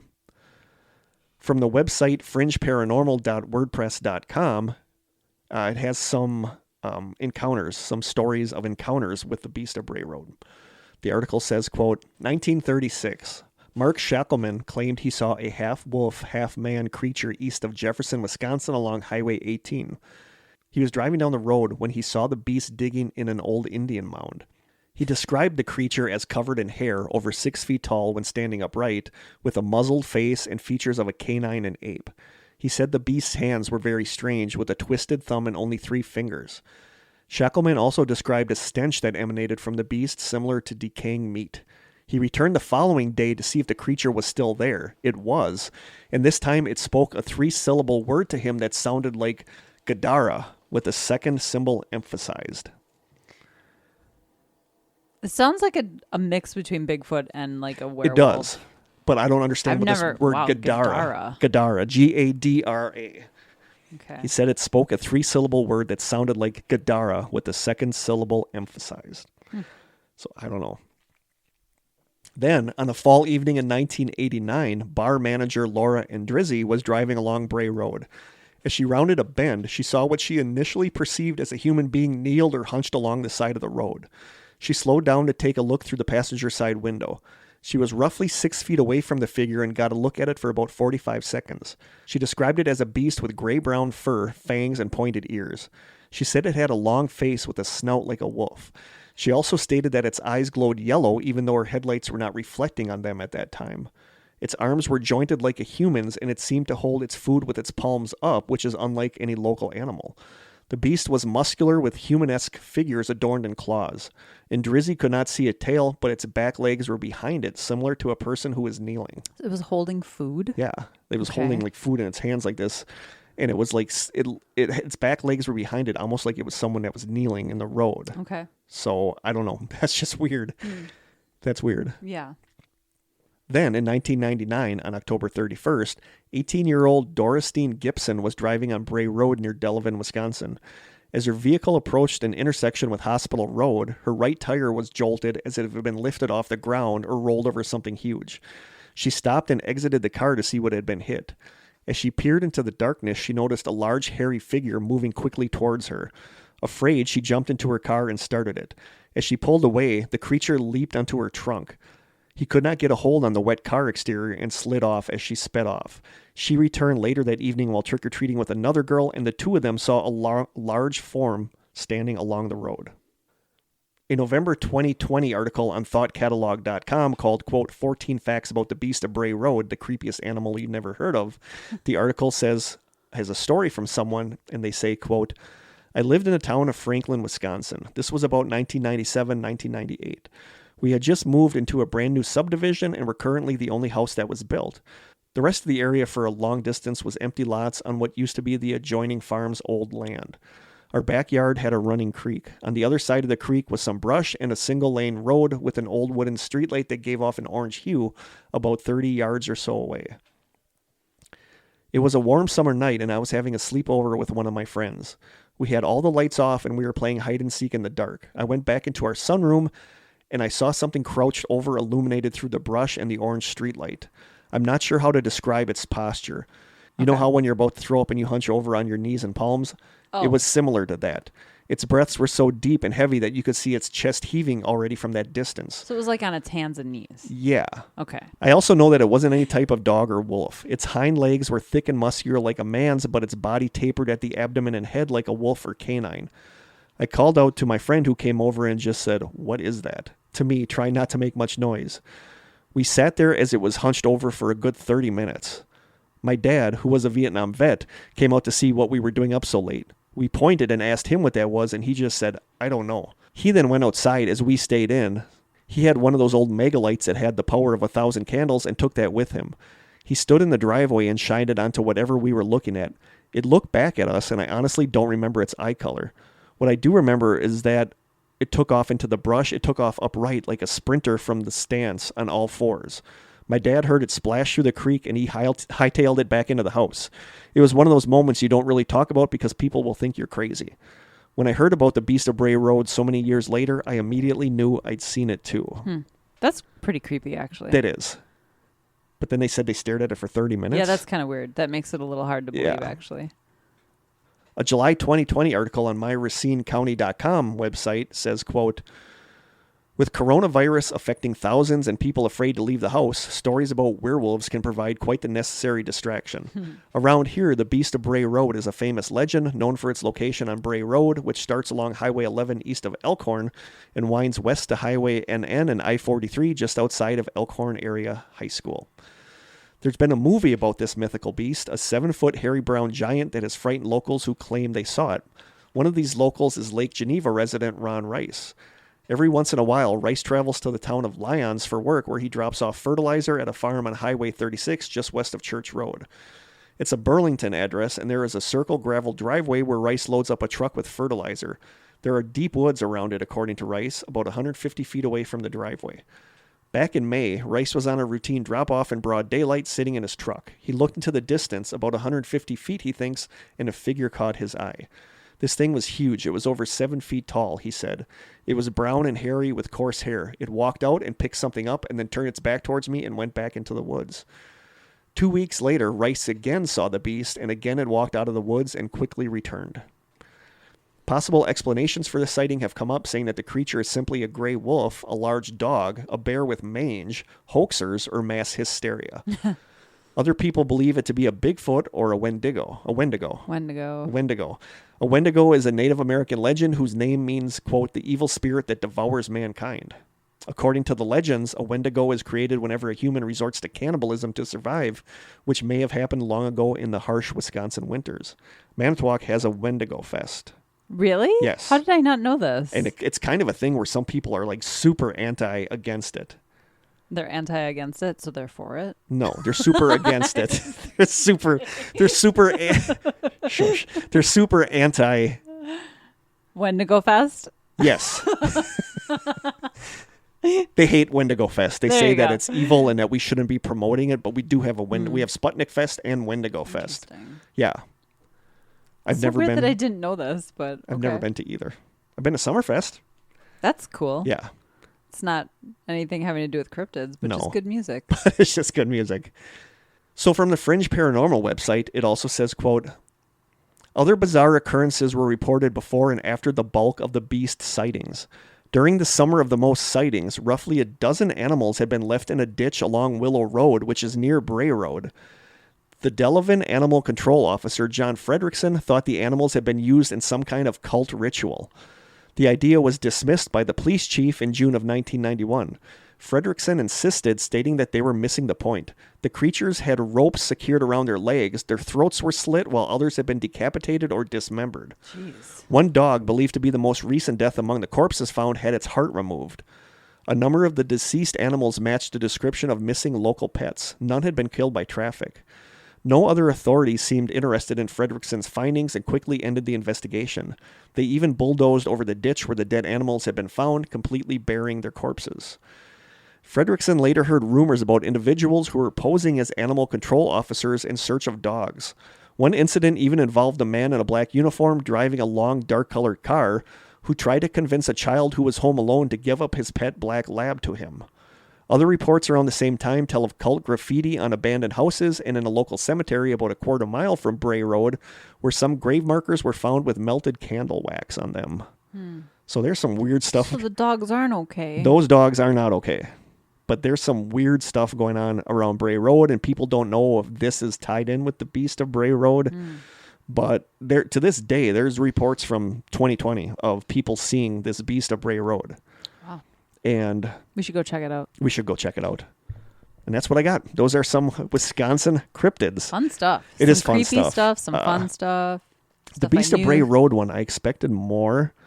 I think it's almost more the frequency that this thing is seen than it is actual. But it's always the same sort of It's always the story. same sort of strange werewolf, like wolf man type creature. Slash Bigfootish. But Yeah. it sounds like there is something near Bray Road. I've never really watched any documentaries about it or seen anything about it, so I kind of need to look more into that. But I think you and I got to add that to our itinerary when we do our Wisconsin tour. And it's one that's not up north for No, once. it's southwest of here. Yeah, it's southwest of here. It's still a little distance away. But it would be cool to go there. I'm sure they probably have, like Cumberland has Bigfoot stuff. They probably have Beast of Bray Road. It'd be fun to pick up like a souvenir everywhere. It we would. Went and put it here in the studio. It would. In our strange cellar. In our strange cellar. But there you go. Those are some Wisconsin cryptids / creatures / weirdness. Like I said, you got werewolves, you got vampires, you got space pancakes, you got dwarves that'll cut off your legs. Ghost chickens, a little bit of everything. That is Wisconsin. Scotty. We do it weird here. We do. So yeah, there you go. Let us know what you guys think. We will be doing an episode on haunted locations around. Probably some we've been to. We're going to talk about JFK Prep. Of course. I'm excited about that. And probably Elsings. Mm-hmm. We'll have to get the okay from Vicky, but I'm sure she'd be okay with that. Yeah. But there you go. If you are from Wisconsin, you have a cryptid we didn't talk about. Yes, because I have a feeling some people like in Wisconsin that have never heard us before will find this. Doing a search for it. So if you guys have heard of something we haven't, we will add it to a future episode because we might even do another Wisconsin cryptids. Right. Or like if Krista and I do actually go check out some of these places, like talk about what we found and what it was like. So, or if you've had an experience, if you've had experience with any of these, the Beast of Bray Road, the Phantom Chickens, if you got any space pancakes, Haunchyville, any of these places, let us know. Particularly the space pancakes. We really want to know about that. I want to try some space pancakes, even if they do taste like cardboard. Yeah.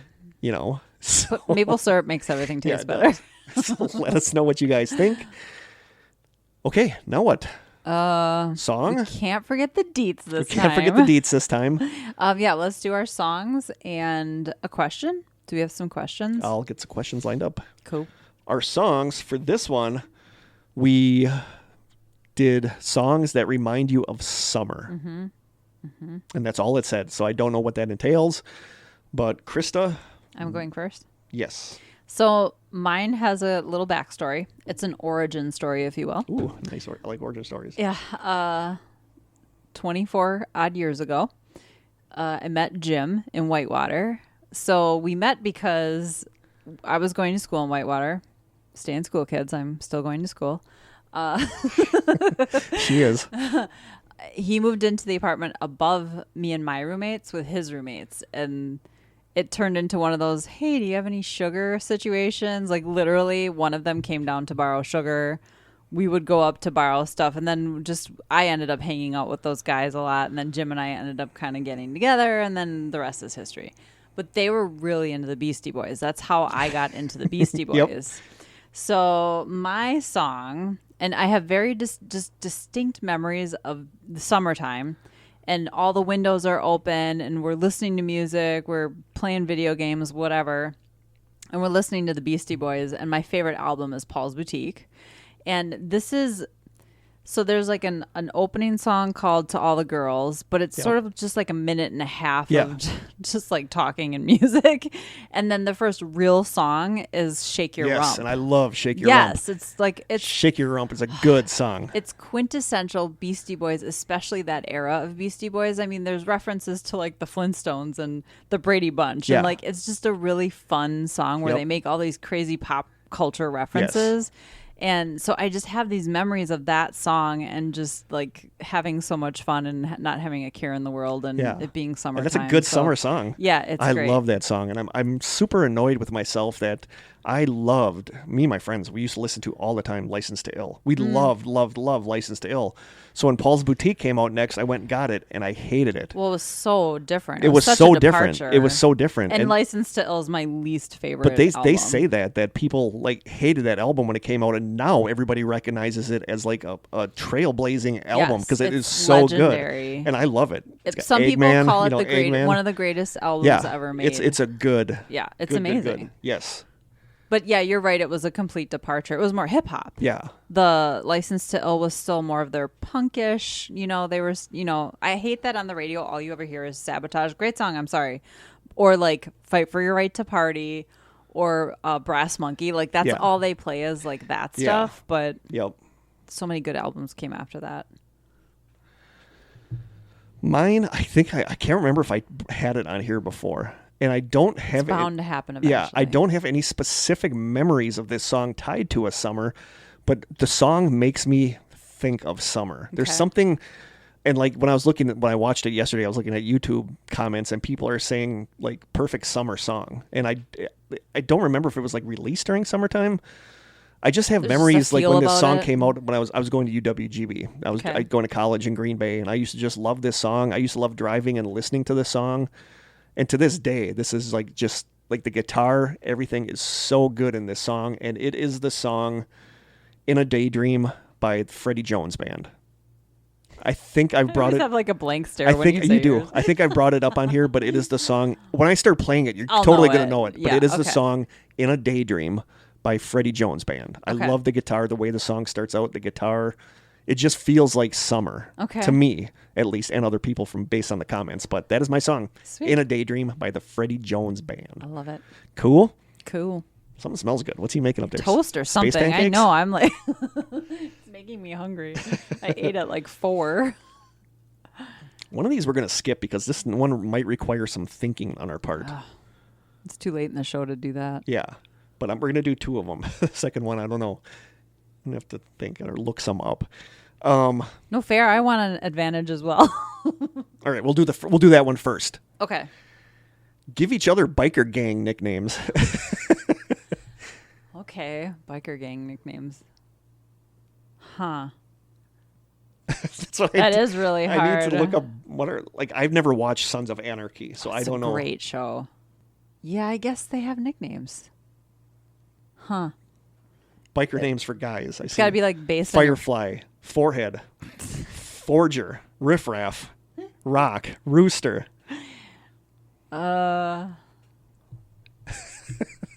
There's one that pops into my head right away for you, and I don't know why, because I don't know.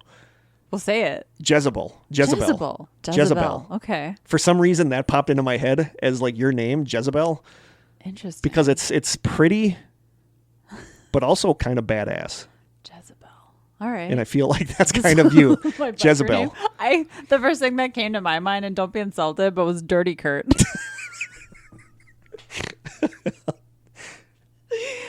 I'll take That's that just what came up. I don't know. And then I thought stubborn. because I am stubborn. Like a part of your personality. I like Stubborn Dirty Kurt. Dirty Kurt. Okay. Jezebel and Dirty Kurt. Those are our biker names, I guess. Yeah. When we tour Wisconsin, we'll have to rent a motorcycle. Jezebel means something bad, though, doesn't it, too? Jezebel. It does have sort of like a demonic No, kind like of thing, or Jezebel. I don't know. like a promiscuous The girl. I Google- don't want to say what the Dirty Kurt hope so. Dirty Kurt and Jezebel. The Google machine will tell you. Biker names. I want to know what people think our Here we go. biker nicknames would be. From the U.S. News website, Jezebel was a killer and a prostitute, but she had her good side. Dang. With a heart of gold. Yeah. But that was the first name that popped into my head for you was Jezebel. All right. Jezebel and Yours Dirty is way Kurt. better than mine. You know we're going to open one of our shows with that. This is Jezebel. This is and Dirty Jezebel and Kurt. Dirty Kurt. I love it. In a strange cellar. It's a play on So, Curdy Kurt. It is kind of a play on Curdy Mm-hmm. Kurt. Dirty Kurt. Is that the one you thought we were going to have to think about? No. Oh. There's a totally different one we're going to have to Okay. think about. So yeah, there's that one. All right, Jezebel, you ready to go on? I'm ready for anything. The second one is, what is one rule of life you wish you could go back and tell your teenage self? A rule of life. Yeah. That is a hard one. Like, what would you go back and tell your teenage self as advice, I guess? A lot of things. I would go back and tell myself, have more fun. Don't worry so much about Yeah. where you are at that point, because I feel like I did, and life's going to get worse. I would tell myself, life's going to get worse, dude. Yeah. Enjoy where you are. Live life. Don't be afraid to take risks, Yeah. because you're going to look Mine back would on be these days. similar. Yeah. Yeah, mine would be more like, and we've talked about this before. You're gonna let a lot of things pass you by in life because you're afraid to try. Yeah. Yep. Oh, yeah. You're gonna miss Yeah. out on a lot of opportunities. I 'cause regret you're a lot of afraid to things that I try. didn't do back Yeah, then out of when I fear. was, yeah. Just not even as a teenager, but in my 20s and 30s. Yeah. I missed a lot of opportunities to do new things or go places because I was afraid to try Me too. or step outside my comfort Me zone. too. Yeah, that's what I would I tell would tell her. myself to just that. I would say, try things, live life, don't be afraid. Yeah. Although all of our life choices brought us to where we are today, and here we It are did. sitting in this strange and that cellar stuff together. that weirds me out is that Yeah. what if that chain we of never events met? wasn't there that you and I didn't meet? You know, this one exists, strangers Right. wouldn't exist. Right. So All it's these weird. people that were brought together by our show wouldn't Yeah. have been brought together. So it's like maybe we did what we were supposed to do. I guess, yeah. So We still have time to spread our wings. you do. I'm old. I said we. Damn it. Whatever, Jezebel. Okay, Dirty Kurt. So there you go. Those are our questions. Sweet. The deets? We'll do the deets this Okay. time. Do we have anything else? Joke. Joke. We're not going to do the tarot Staring readings. Right at it. Yeah, we're kind of over that. I mean, I still work with the tarot every day, but I don't know that anybody's really into it, so. Butt hurts. You got bleacher butt? I got bleacher butt. Okay. We're doing a pickle joke. What business does a smart pickle go into? What? He opens a delicatessen. And here's a very proud. Delicatessen owner. Yeah. Yep. Nice. Should we do one of the other jokes? Yes. Laugh out loud jokes for kids. Oh man, it's been a while. I don't know where I left off. What do you get when you cross a tiger and a snowman? What? Frostbite. Wow. It's actually kind of clever. This is a good one. What do you get when you cross a pig and a centipede? What? Bacon and legs. See, these are good. Those are cute. That's cute. That made me hungry though. Bacon and eggs. I have Grayson's birthday party today, so I got to go there after here. Corey's going to be Oh. grilling out brats and burgers, and I'm super They're excited. having a brat fry. We're having a brat. We're frying out. We're frying out brats. You're frying out. We're frying out. So Manitowoc. Another Wisconsin thing. And Sheboygan. Yeah. It's not a Wisconsin thing. It's specific to this area because we did not call Frying it that out? up north. No, it was called grilling out. No, we fry out. Mm-hmm. Come on over for a fry out. Our deets, you can email us at thestrangesessions@gmail.com. We are on Twitter at Strange Session. We are on Instagram where Krista does just like a jaw-droppingly good job at the Strange Sessions. You can send us postcards and snail mail to The Strange Sessions, P.O. Box 434, Manitowoc, Wisconsin 54221-0434. Maybe hold off on the taste test. Hold off on the we've got a we're backlog. good with taste test stuff. Yeah. Logan is actually sending me some stuff. Oh, Logan B? Yeah. I love call her that because that's what her I know, name I is know. on Instagram. I don't think that's her But actual I'll name. talk more about that in the next episode. But Okay. she's sending me some stuff, which is just like super Nice. sweet. I love Logan. And you can call our lonely phone number, which Josh did. So thank you so much, Josh, for the voicemail And the Bigfoot sock. and the Bigfoot socks. You can call our number at 920-443-9602. And I believe that is it for this time. We didn't forget a dang thing. Until I get home and I'm like, rats, we forgot to do this.